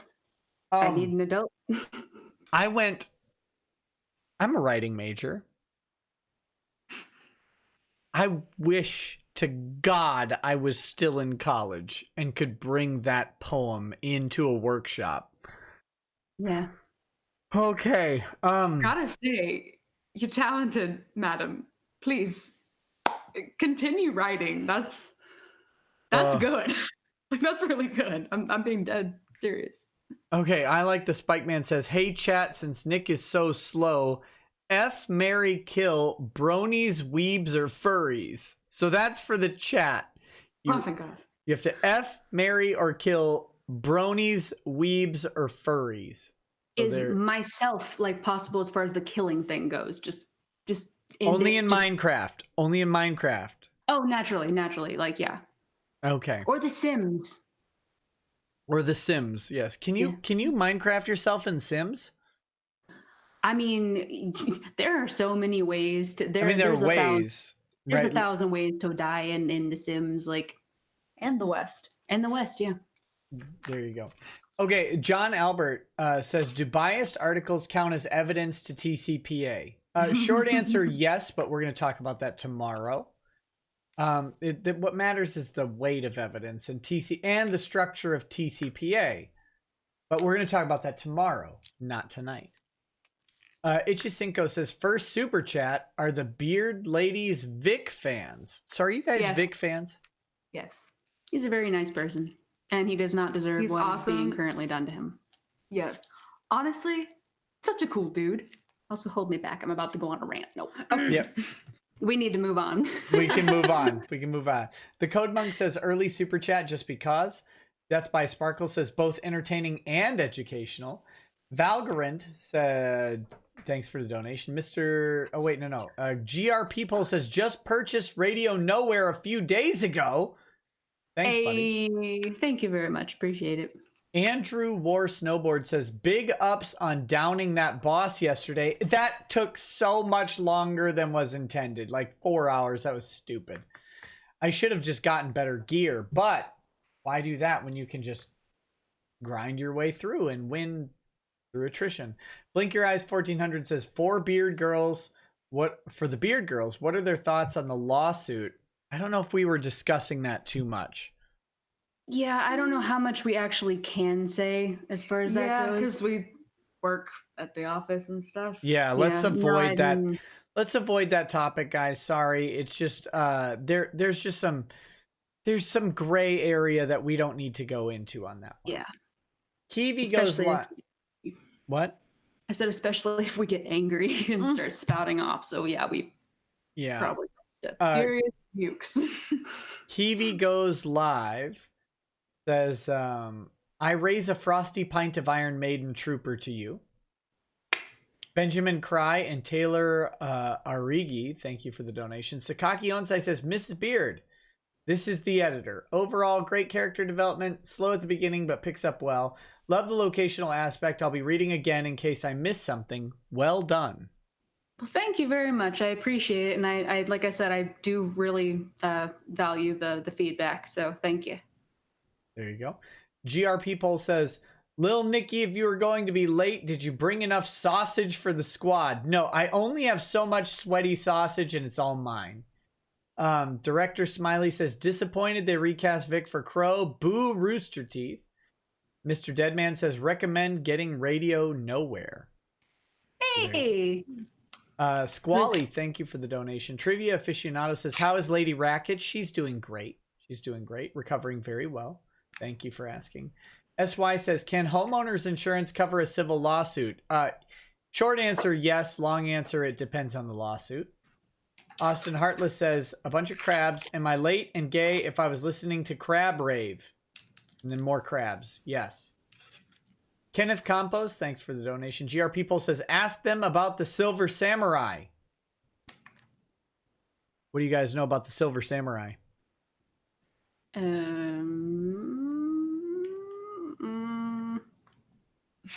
You haven't played enough Ace Attorney.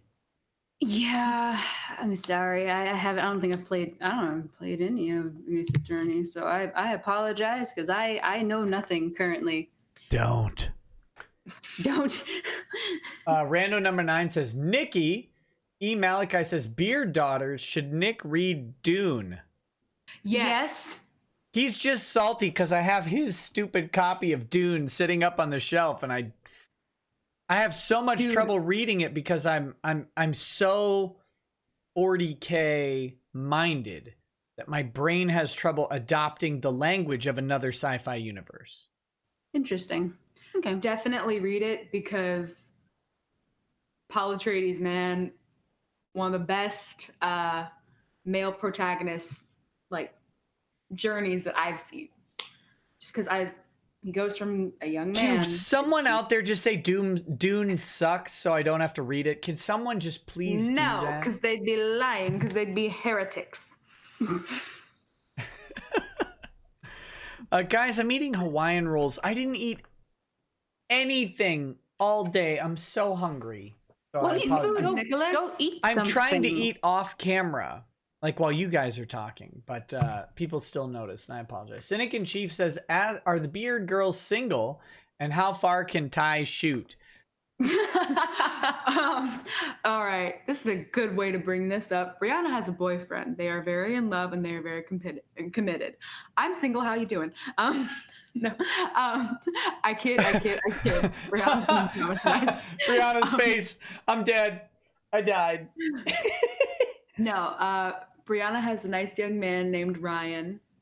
We don't need to dox him any more than that. Let's leave him be. Yeah, we'll leave him be. But as far as how far Dad can shoot, depends on the gun, depends on the target.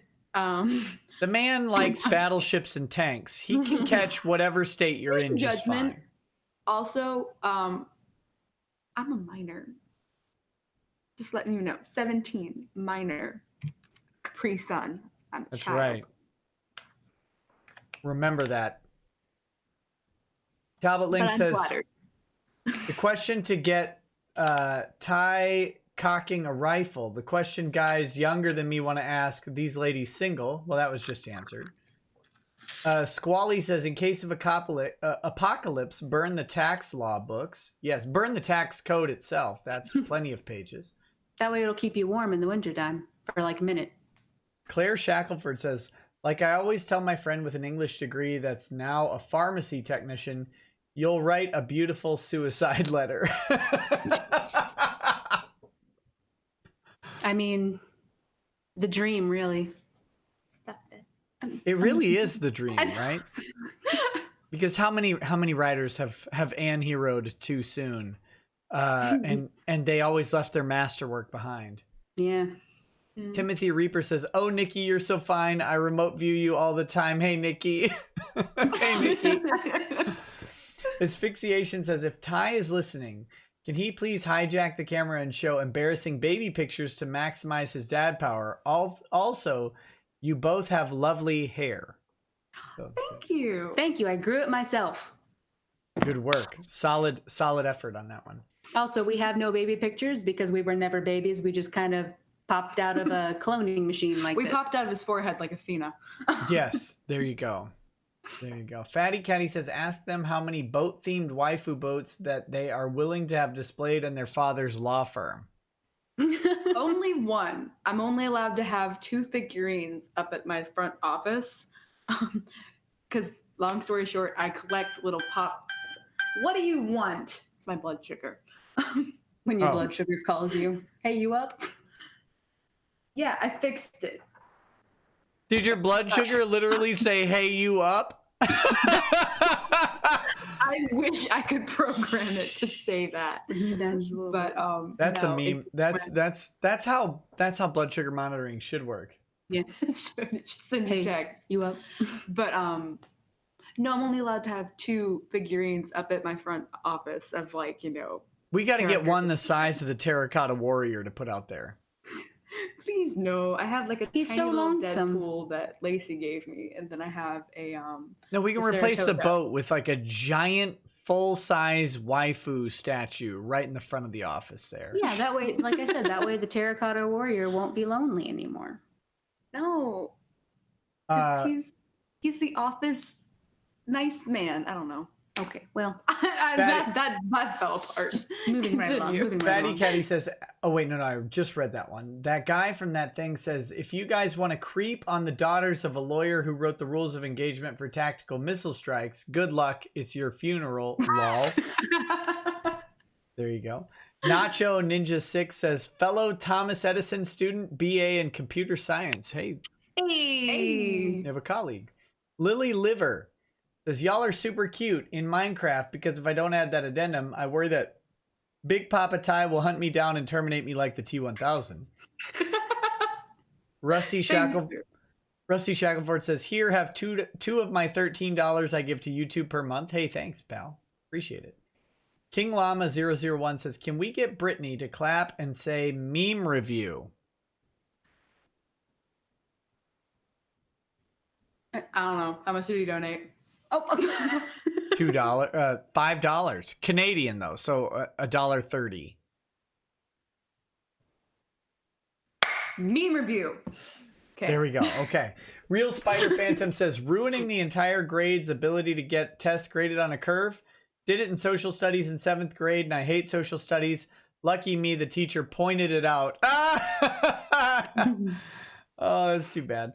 Ranstein Hernandez says, I'm writing my very first story. It involves 3 different worlds and a 4th reality. Still working on both plot and world building. Could use some tips on how to escape writer's block. How much drugs do you guys do? So many, but they're all prescribed. So for writer's block, honestly, you have to just sit down and power through it. I wish there was an easier way, but I have yet to find one. The best thing I can suggest is just to sit down and force yourself to write, even if it's crap. Get something on the page that any kind of, I'm sorry, like even just any rough draft, any first draft, just get the words on the page, go back and edit later, go back and polish later. Just, you need a foundation. Yeah. Crud words are better than no words. Mm-hmm. Also, if you're of age, I don't know if you are, if you're of age, there's an old saying, write drunk, edit sober. Yeah, that's a good saying, actually. One of my favorite bands, I think consistently they've been my favorite band, is Stone Temple Pilots. And Scott Weiland got much better mileage out of the heroin years than the rehab years before he wrote himself too. So, SM Skorks 89 says, hey Nick, can you give me a signal boost for Micah Curtis? This comic is available to back on Indiegogo. Go Micah Curtis on Indiegogo. There you go. John Sargent says, is that a Kirk plushie? There was a Kirk plushie behind you, but I think a cat killed it. I'm so glad you asked. You don't have to shush me. They have earplugs. I know, but still, like your voice carries. So this was yeeted at my father by Vic at Anime Matsuri. There's a video somewhere on the internet of it. But the best thing about it is my mom, because she wanted us to always remember who gave it to us. In case we forgot. In case we forgot one day. Like we would. But it's okay. It's adorable because it's Tori Beard. She asked Vic to sign the back of it. And so he did with a heart. And nice.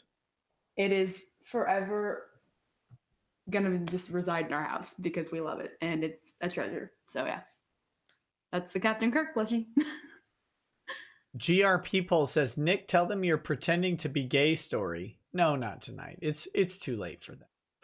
Avant-garde a clue gaming. Plus, I don't want to ruin it for the next aspiring suitor who will go to them pretending to be gay instead of actually being gay, and earn their hand. Avant-garde a clue gaming says, cries an English master's degree. Great book, by the way, Brianna. Oh, thank you. And I'm sorry about the master's degree tears.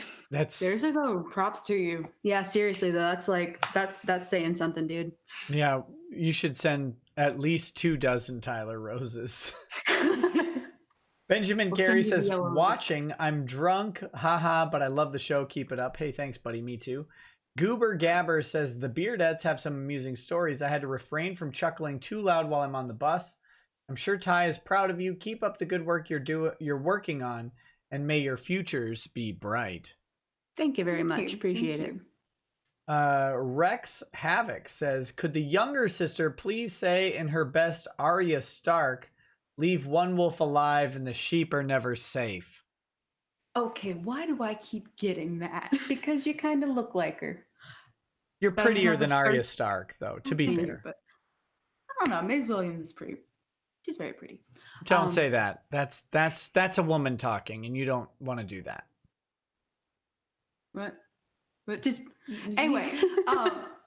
Sorry, what was the line again? I've never seen Game of Thrones. It's okay.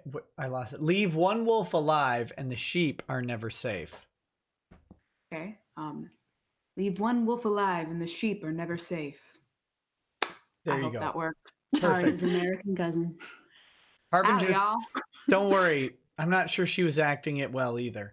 Harbinger 345 says, skedaddle, skadoodle, his peen is now a noodle. My unwarranted and not asked for assistance has been given. Okay, that's disgusting. What? Prometheus Zeta says, wait, do you still have to wear your retainer? No. But then you could have like two teeth. Like you could have like an extra tooth in front of the other tooth. Why? Right. Why not? No, I have a permanent replaced tooth. Oh, I know. I'm just, if you want like two Well, teeth. I was telling them. Actually, that was is this one. This one's fake. This one's still real. I have half a fake tooth. Cesario Acosta says, Sabaton also has a song about the Red Baron. Ooh. Andrew War Snowboard says, climb into the sky, never wonder why. Tail Gunner. TLJ Screwjob says, thoughts on, quote, Vic dating a woman named Beard. Our secret sibling. Yeah, okay, I'm just gonna... Let's just say this simply. # Beard, no relation. Yeah. There's not a whole lot of us. It's neither beards, of us, but despite the rumors on Twitter, it's neither of us. Which are hilarious, but no. Yeah, no, they're funny enough. There are different branches of beards. Ours come from the Scottish Baird that was written down wrong and got corrupted somewhere along the line. So shockingly, we don't all know each other. Good.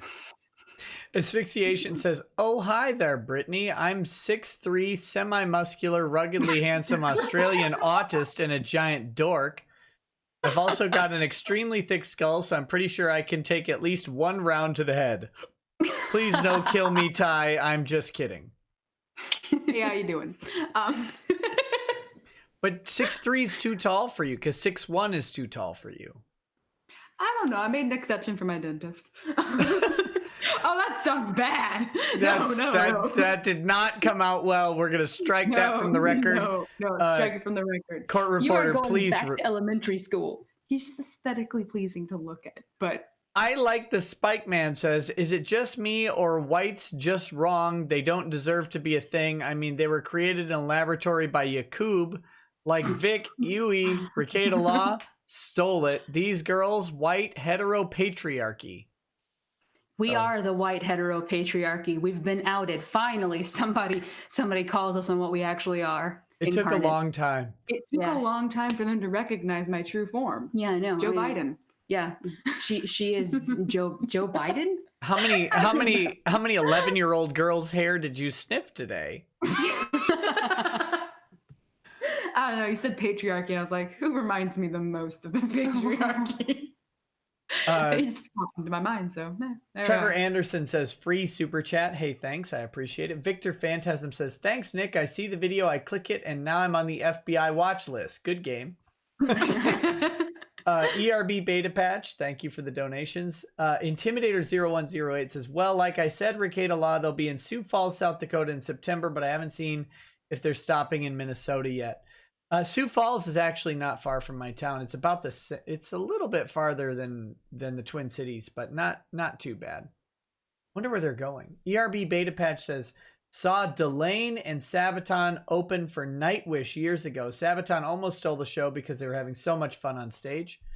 John Sargent says, favorite short joke. Do you cheer when you hit your head on the cupboard, then cry when you realize it's the one under the counter? Okay, but that's happened before. Unbeknownst at least you're by not the actual like at least your mom doesn't use you as like a ladder.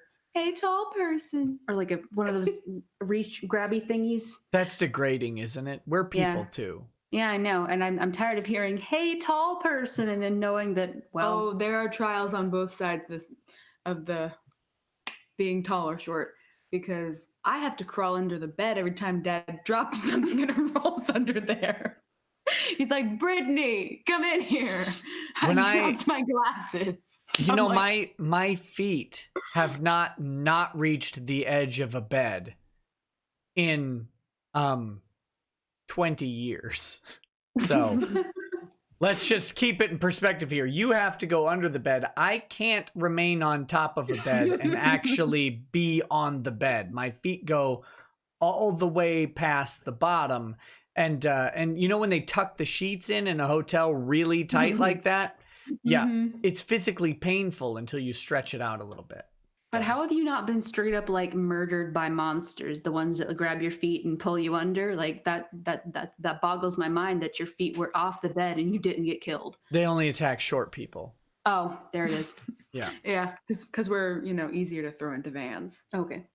Monster vans? Yeah, they drive vans. Okay. Yeah. Yeah. Duh. Didn't you see that Fred Savage movie? Okay. What is this? Oh no. Just a moment, please. Okay. Hello.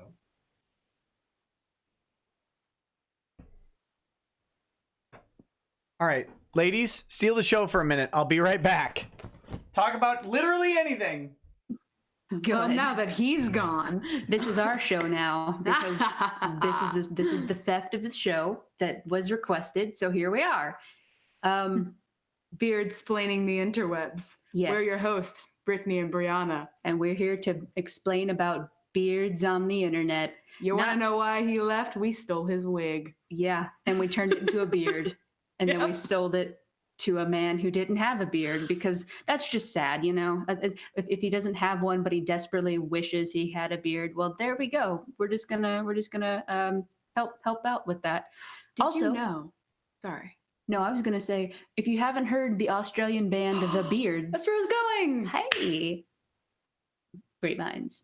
If you haven't heard the Australian band The Beards, go check them out because they're really, really cool. Every single song that they sing is about either beards or facial hair or something to do with mustaches and Facial hair. Yes, there we are. It's beautiful. It's fantastic. There's one song called The Beard that I cackle at a lot. Yeah, because Because people on the internet call our father the Beard, and it just, I don't know. And It makes me laugh.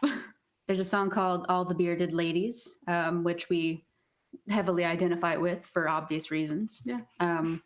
With our magnificent beards that we have. Oh, that's fine. Just pull that off my face. I used to have long hair, but I chopped it off because it's Texas and it's summer, so. And you'll never have a chin beard as magnificent as mine. Although that's true. I'll just have an entire face of hair. No, wait. Okay, I can turn into a mop.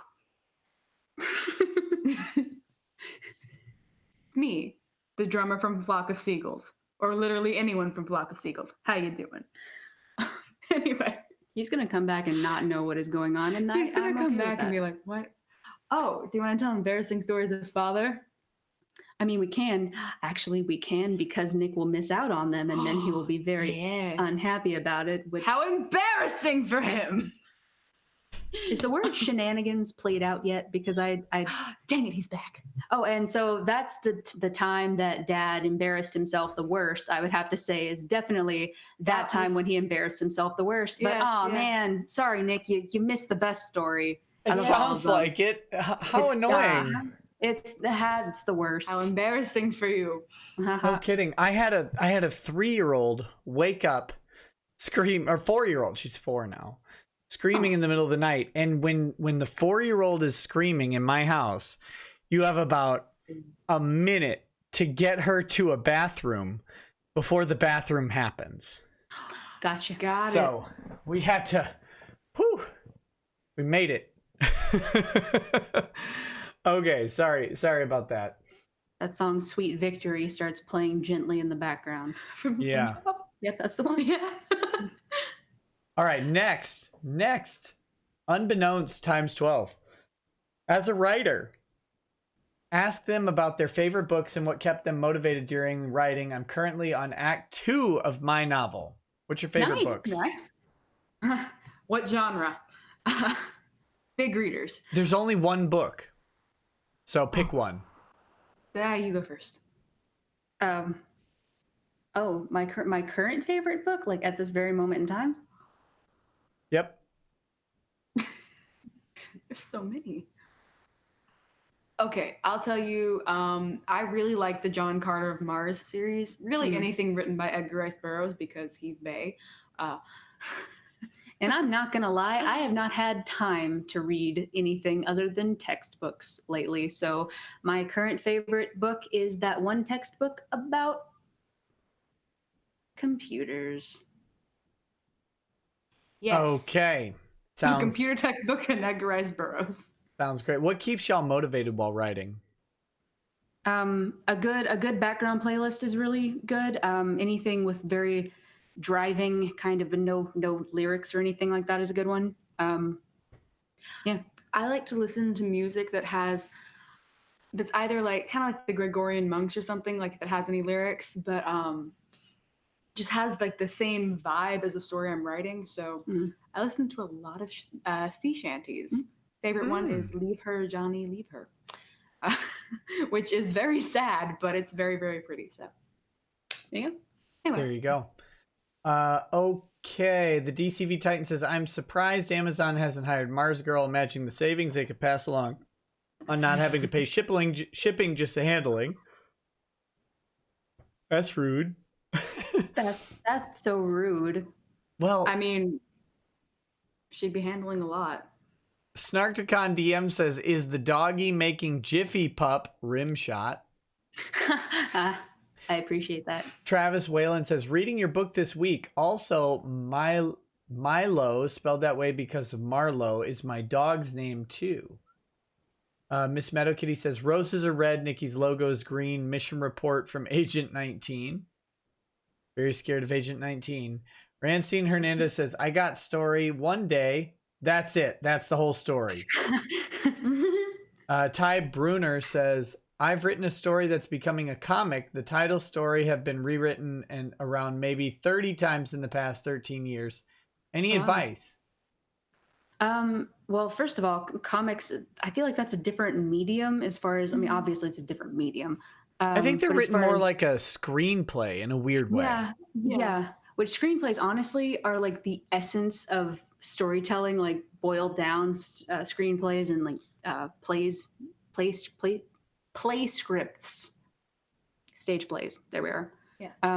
As far as if you're having trouble finding like one plot that you're like, this is the one that I need to stick with. If you're having trouble like sticking to any one, I highly recommend outlining. I know a lot of people outline, you probably have outlined, but go in and detail outline, like go through and figure out exactly where you want things to go. I do not recommend writing off the cuff. Don't pants it, because you're going to get stuck and then you're not going to know where to go. And that is an unfortunate place to be. We've both done it. Yeah. So there you go. Right on the cuff, not off the cuff. Yes. Finn Frog says her cat totally bought the farm. And then Finn Frog says Santa Israel. Real Spider Phantom says editor, criticisms, Nick Rekieta, snaps, universe explodes. Snarkticon DM says, if Ty dressed as Santa, would he say ho ho ho or we will be in touch? DCV Titan says Santa is the square root of a negative number. Kyle Jordan Gaming says gay. Marv Alice says, my dad works for a guy who named his cats after German philosophers. He also named his dogs Black One and Tan One because nobody got the references. Snarkticon DM says, missed field day, still got a participation ribbon. Well, good for you. Phil82245X says, Greer should have used an editor for his book. Have y'all read Russell Greer's book? No. Have y'all watched my series of videos about Russell Greer's book? Not, no. Have not. Russell We Greer is sound like awful fans. Russell Greer is a man who sued Taylor Swift. Oh. I would strongly encourage you to watch. You might need parental advisory on this one. I would strongly encourage you to watch my Russell Greer. Sriracha is a female comedian, and she and I read through all of Russell Greer's book, and she provides a lot of necessary backstory. The book is called Why I Sued Taylor Swift. So I provide the legal commentary, and she provides the lore backstory. And We gotta check that out. It's yes. like a 9 or 10 part series, and it is worth every second of it, in my opinion. I'm not talking about me. I'm talking about the book. I hope we added enough value to the book to make it a little bit funnier, even. But I would recommend it. I like the Spike Man says, Nick, we know you were called. That must have been a mighty fine haunting. Glad you helped your 4-year-old though. Stop bringing in ghosts, though. No, my wife called me to let me know, because our house is weird. So here in the vault, I can't hear anything on this level. But because there are air ducts, my kids' rooms go right up into my room. So when the girls are screaming and crying, we can hear them have a nightmare. We can hear them wake up, and we can even hear them talk normally. So that's why my wife called me to let me know that the baby was screaming, because I can't hear, or not the baby, but the second youngest was screaming. So because I can't hear her here, but I'm the closest to her. I like the Spike Man says, Agent 19, I'm sorry. I take back everything I've ever said. I'm so sorry, 19. There you go. Judex Moranos, thanks for donation. Ichicinco says, of all the UFC fighters, why do you follow Nick Lentz? Who's he talking to? Is he talking to me or talking to you? I don't know who he's talking to. Do I follow Nick Lentz on Twitter? You follow Nick Lentz? I don't think so. I'm checking. This can't be him, right? He doesn't even have a verified tag. Who is this dummy? No, that's not a UFC fighter. He's got chickens and a furry dog in the profile thing, and I don't follow him. Get back. I need to go eat snacks. Okay. Okay. I'll see you in a second. I don't know. I don't know if I follow Nick Lentz. I don't know where that's even coming from. Goru says, Lovecraft fans, I recommend Bloodborne on PlayStation 4. Do you guys have a PlayStation 4? We don't, unfortunately. We've considered getting one, but you know. It's fortunate. Mr. DJ Fly High, did I miss... Where are we? Are you saying I missed yours? No, I didn't miss yours. I don't think I've gotten there yet. There's a difference. Okay, I saw that one. I haven't gotten to that one yet. What about this one?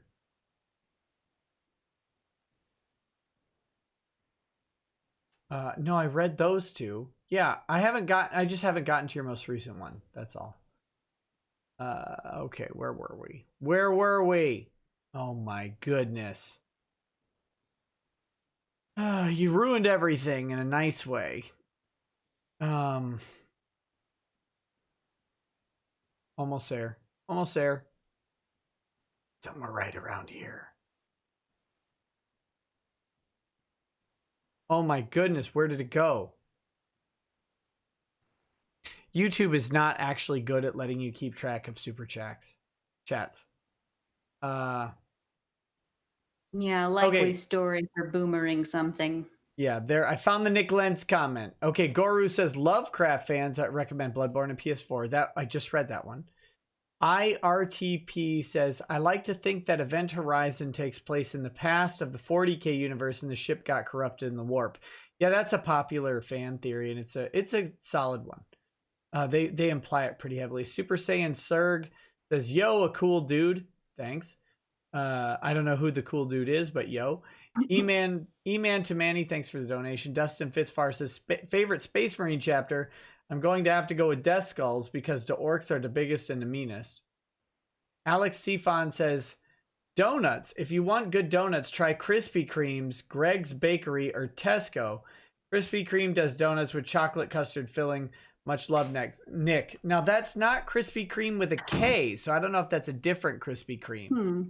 Because, see, I thought Krispy Kreme with a K was way overhyped. They are. The only good thing about them is going into their line as the donuts are fresh coming off, and they give you a donut as a sample. Oh. And it's like a drink. It's like a drink of a donut. That's good. If you get a Krispy Kreme at 5 minutes off of the line, it's too cold and it's not good anymore. Death Wish says Rachel Schindler is the hottest girl of all time. I want this immortalized. So there you go. Okay. I don't know who Rachel Schindler is. Oh. I'm assuming that's his girlfriend or wife or person. Maybe. We'll see. Good on you. Okay. Nix Hex says, tip for the answer. Thank you for making me literally lol. You're welcome. Tassia says, you forgot to mention you have to ignore Elizabeth to make 7 Deadly Sins palatable. True. Tassia She's an interesting character. Oh, I'm kidding. Okay. Sorry. Tassius follows up and says, also, Erased is the best anime. All things considered, thanks for joining us for the show, and you were enjoyable guests. Real Spider Phantom says, if you haven't, watch Erased. Butthole Weeb says, 7 Deadly Sins blows. I've seen 700 anime. Come on, girls. Wow. Calling y'all out. Okay. TBH, I don't like the 7 Deadly Sins. I'm just gonna throw you under the bus. I've seen 3 animes. I named all of them. Now that's a fair rating of 1, 2, 3 if you've only seen 3. I'm not saying it's the best anime, okay?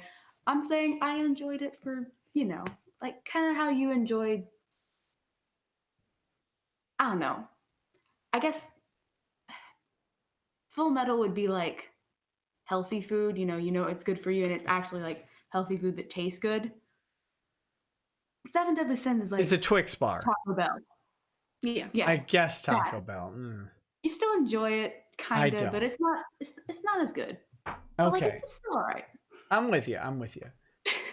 Nix Hex says, do the Beard girls know about the lawsuit?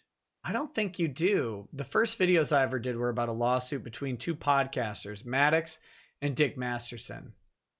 I've heard about this, but I have not seen all of the... It is the worst lawsuit ever written. God, it's so funny. So good. Real Spider Phantom says, I said, watch Erased. There you go. Miss Meadow Kitty says, if I had a Rust 1v1 gun with 1 bullet and was with a brony, a furry, and a feminist, I'd find out how much PSI it took to start the revolver in Rust. There you go. Shining Nebula says, this is easily one of the funniest streams you've hosted, and you've hosted a lot of funny streams. Nick Beardlings, thank you. Haven't laughed this much in a while. Well, thank you. Appreciate it. Big Red Bear says, Dune is overrated and sucks. How dare you? Blaine20 says, Nick, one of our own needs to crowdfund for an art tablet. Hers just broke dead. She needs to keep her real-life identity anonymous, so GoFundMe is a hazard. Any ideas? Stream on YouTube and ask for donations there. Maybe. I don't know. I don't know how else to do it. Streamlabs,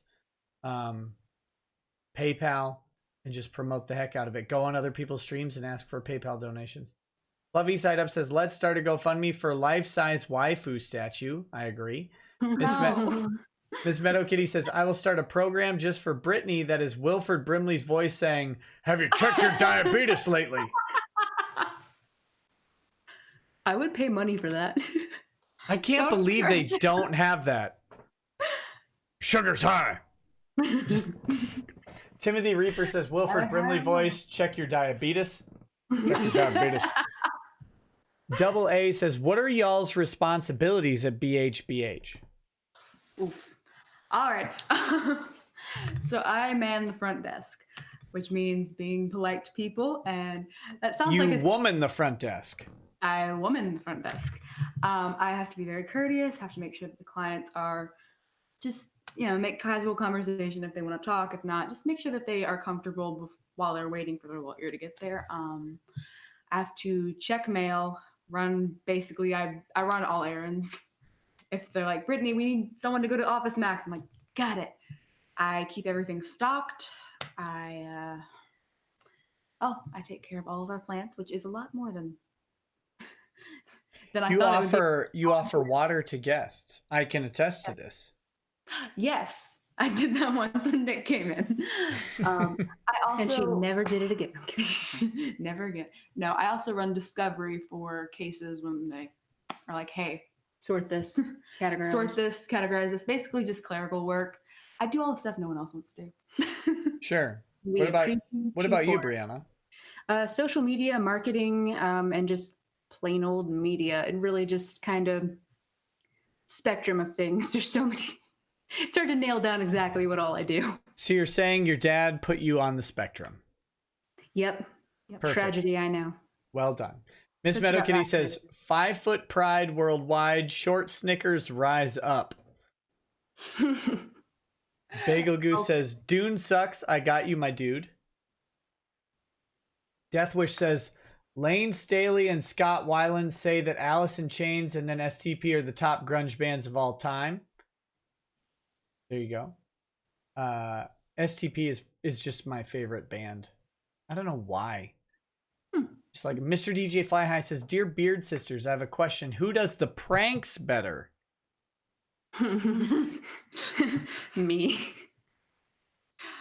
It's sad that there's agreement on there. John Albert says, I've asked your dad this. What is your favorite opinion on Vic? If this was already asked, I'm sorry I left the stream for a bit. Our favorite opinion, meaning like opinion that's already out there? I don't know. It says, what is your favorite opinion on Vic? Well, I mean, I saw a picture one time of like Vic smiling and the caption was protect this smile. So I guess that's my favorite opinion. There you go. That was very pure. Also, I feel the need to clarify on that last one. The reason she's better at pranks is because I either go too minimal or too big. I'm either like, Winston from New Girl, if any of y'all watch New Girl, I'm him. Yeah. Pranks. You're like, haha, pranked. There's a pregnancy or whatever. Or I'm like, check your shoe. Or I'm like, I ruined your credit score. Like, it's one or the other. Perfect. Ravelan1 says, the Beardlings are wonderful. Recognize them as my people right away. ADHD, writer, editor, though old enough to be their mom. The advice they gave on writer's block is top notch. Off to buy a book. So there you go. Bless you and thank you. One of our people. Hey. Talbot Link says, sea shanties. Check out Cats and Jammer, then play with shanties a lot. They play with shanties a lot. Cats and Jammer. Solo Beverly says, did we get the tease already? That you posted on Twitter? Yeah, the tease is that the TCPA was filed and we'll be covering it tomorrow. Also, Greg was mentioned on the stream. Have 5 in spite of him. Will do. That's 5 more than he'll ever get. Miss Meadow Kitty says, with the help of Mr. Anti-Bully, I've contacted the bully hunters to defeat Agent 19 and Montcraft Cheese. Game over. Love Agent 20. GR People says, I second Bloodborne for Lovecraftian lore. Sound of One Hand Clapping says, thanks for the fun show, Nick and Mini Beards. Kept me sane as I was crimping Ethernet cables for 2 hours. Oh, God. Oof. Mr. Grimdark says, watch JoJo's Bizarre Adventure. It's the best. Moist John says, watch Legend of Galactic Heroes, the best anime. Real Spider Phantom says, I forgot to say I haven't checked English dub for Erased. If I recommend something, assume I mean subtitled, not dubbed. And Deathwish says, I love you, Nick. You're my second favorite streamer after Jim. Hey, thanks, pal. Glad to have you. All right, and now we have just a couple last justice chats, and then we're almost done. We're almost done. All right. That's my favorite. Okay. Feet Lover says, girls, can you show feet, please? No. Nope. I don't have those. I think you two are the first people to answer that question correctly. Thank you. Thank you. Our legs just end in stubs. There's no feet there. That's the best way to end. That's the best way to end legs. Yep. Just. Mercenary X says, I had a cat named Hobbs. She was 22 years old and she let us hold her like a baby. I miss her. She got run over twice but survived. Wow. When she got old, she would be with my mom or me and use me as a pillow. Buried her in the back. Best cat we ever had. Well, that was sad. Oh, sweet though. Yeah. Henry Aller says, hey, Nick, don't mean to be a downer, but my dad is having serious heart surgery tomorrow, and I'd appreciate it if y'all prayed for him. You know, I will definitely do that. We'll definitely do that when the stream is over. Absolutely. And best wishes and prayers for your dad. Heart surgery is no fun, but I will give a special extra prayer for him when the show's done. Test Not on Holiday says, I just checked Amazon page for Radio Nowhere, and it's evident that the weebs rised up. Nothing but Warhammer and manga under the customers who bought this item also bought section of Amazon. Perfect. Dex Luther says, the twist is that it's the same Chinese lady at all the donut palaces at the same time. Oh my God, what reality is this? Xander's Rand says, Radio Nowhere has no audiobook. Sad face. Nick, do the audiobook. I have reading issues. Easier if it's audiobook. If beards are still around, did you guys think of writing anything besides books like comics, short films, etc.? If not, why books specifically? I mean, we write plays. Well, play currently. We're collaborating on a stage play at present. I've also written some just short screenplays and things. I feel like those are a good way to just get the essence of a story down. Book writing, there's a lot more mechanics to it. There's a lot more. It's more, I guess, involved, even though they're all involved. Yeah. Short answer, yes. I've worked on, like, they're not published because, you know, they were with my friends, but I like to work on, like, short comics with my friends sometimes, depending on how much free time we have in the summer. But primarily I like books because I get to paint a picture with words of, like, what everything looks like, and I get to walk you through the world. So. Well, there you go. Books, Games, Pottery says, I hate 50 Shades. I tried to read it so I could criticize it. Couldn't get past the first 2 chapters. Oh, ye of little tenacity. You gotta just suck it up and suck down the bad writing, because it is bad. It's atrocious. Mandark says, I scream, but nobody hears. He comes into the room. I cower in fear. His flesh thrust upon me, tearing away that which makes me whole. Nothing can save me. My torture is everlasting. I beg for death, but he shows no mercy for me. Shane's Chair, 2019. Oh my! We got played. I thought they that had was us in like the first half. I'm not gonna lie. I was hearing that and I was going, "Oh my God, is this person okay?" I was like, Lovecraft, and then it all made sense. So thank you. Then it was just a humble chair begging for sweet release. The Republicans are keeping the chair from dying with dignity. Bagel Goose says, Nick, don't you try to shame me, feet or yeet. Asphyxiation says, Jim wants on to groom them for the Sweetie Squad. Kyle Jordan Gaming says, my friend's baby has been in the hospital for 3 months and is not doing well. Please consider a donation if you're so inclined. Thank you. And then he's got gf.me/u/TUDKJB, which is Tudkajib, which is actually a fortunate GoFundMe thing because it's pronounceable. Mr. DJ Fly Eye says, check out the Nerds Amalgamated podcast. We spoke about the new Dune movie. Thoughts on the recent Dune movie news? I have no thoughts. I haven't seen the news and I haven't finished the book, so who cares whether or not they make a movie? We care. Thank you very much. I'm glad you do. Because there was a lot added in the 90s one with, oh my gosh, I'm blanking on his name, but he was in Twin Peaks. That guy. Yeah, him. Lachlan? Yes, that guy. Anyway, Lachlan. there's a lot added that was unnecessary, like a lot of grotesque stuff, but it got the right vibe. It just I think the movie's going to be solid. She disagrees because she doesn't like the lead. I don't think he's right for Paul Atreides. Okay, I mean, I respect Timothée Chalamet, or I can't say his name right. You said it right. Okay, I respect him as an actor. I just don't think he was the right choice for Paul. Listen, Tim. I respect you. I just don't like you. Can accept that. Okay, John Albert said, sorry, I meant to say, what is your opinion on Vic, not what is your favorite opinion on Vic?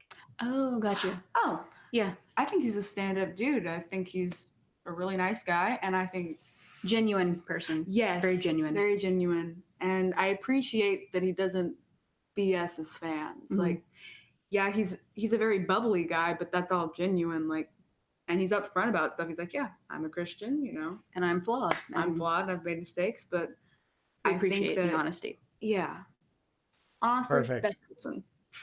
Tava Link says, confirmed, Donut Palace is, quote, restaurant to another world, decent food, fantasy, slice of life, manga, and anime. Yep, they have an anime for everything. Of course. And then Snarkticon DM says, I read 50 Shades up until he takes her virginity. Then I was like, dude, this is just a rape scene. No, this ain't a scene. It's an arms race, is what Fallout Boy would say to that. Ha, ha, ha, ha. That wasn't a good joke. Ha. Oh, okay. I'm sorry, I got stuck on their comment, and I was like, nah. All right. Well, that is everything. So, wow. chat, thank you so much for participating, chat. But please let us outro the show. I can't play the outro music when I have guests because it goes over their mics, and that's really, really weird and awkward. We can just shuffle Yeah, a on little early. Okay. Well, you guys do that. Thank you so much for joining me. I appreciate it. Have a great night and have a great time tomorrow. It's been nice getting to know you. Everybody, go out and buy Radio Nowhere, and then keep your eye out for Brittany's book. I will try and make sure we do some retweeting and stuff when that comes out. So, All right. Thank you all so much. Thank y'all for having us. Perfect. You guys have a good night. Thank you.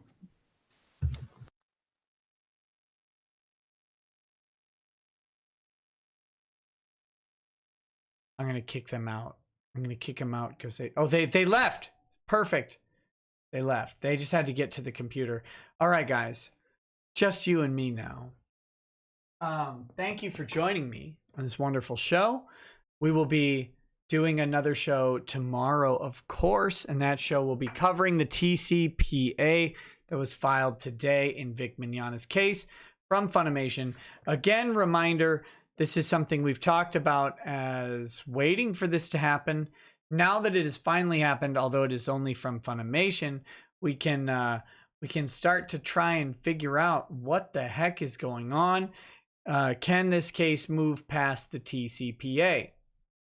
Part of the problem with the TCPA is that until it's filed, you're really stuck in this weird limbo of, we don't know if this lawsuit will actually make it past this first hurdle. So we're going to check that out tomorrow. We'll go through the whole thing. Oh, excuse me. Depending on how I feel, we may go through my weird pseudo ethics complaint prior to that or after that. I haven't decided. It's probably a good thing to go through right away because so many people filter in around the 1 hour mark. That's just a good spot. But I'll figure that out. We'll do the TCPA tomorrow for sure. We may do the ethics complaint tomorrow.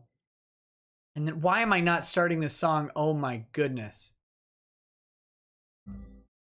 No, that's not what I want. I want it on this one. There we go. Let me turn that down a bit. All right. Finally. Final thing. I am going to stream on Twitch. Even though it's really, really late.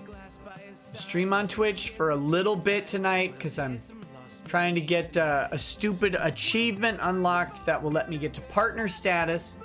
So if you would like to join me on Twitch in about 15 minutes, I will be on Twitch playing Chaos Bane again. Warhammer Chaos Bane. And if you have further questions, I'm a little inebriated. This stuff is way too strong to just keep drinking. So if you have questions about the Vic case or other cases, life in general, I will be happy to answer some of those questions for you. and will be lots of fun. But I'm going to do so with a little bit of food. I'm going to go get the food. I'm going to come back and stream for probably about an hour on Twitch. I'm going to try and stream every night on Twitch just because I'm really close. I need 25 hours in a rolling 30-day period, and I'm really, really close to that. So I'm going to hit that and knock that out of the park. That's what she said. Anyway, thank you for joining me tonight on YouTube. Please consider coming over on Twitch. I'll be starting that show very soon. Alex Sifon, yes. Oh, you did send a chat. It says, Alex Sifon says, I'm making a detective story called The Fallen. Detective who has a week to solve a murder before he dies and time loop resets. Week starts again. That's cool, man. That's a cool idea. I like it. I like it very much. Get it done. Just sit down and keep writing over and over until it's done. All right, guys. Thanks for joining me tonight. If I see you on Twitch, I see you on Twitch. Peace. Otherwise, I'll see you.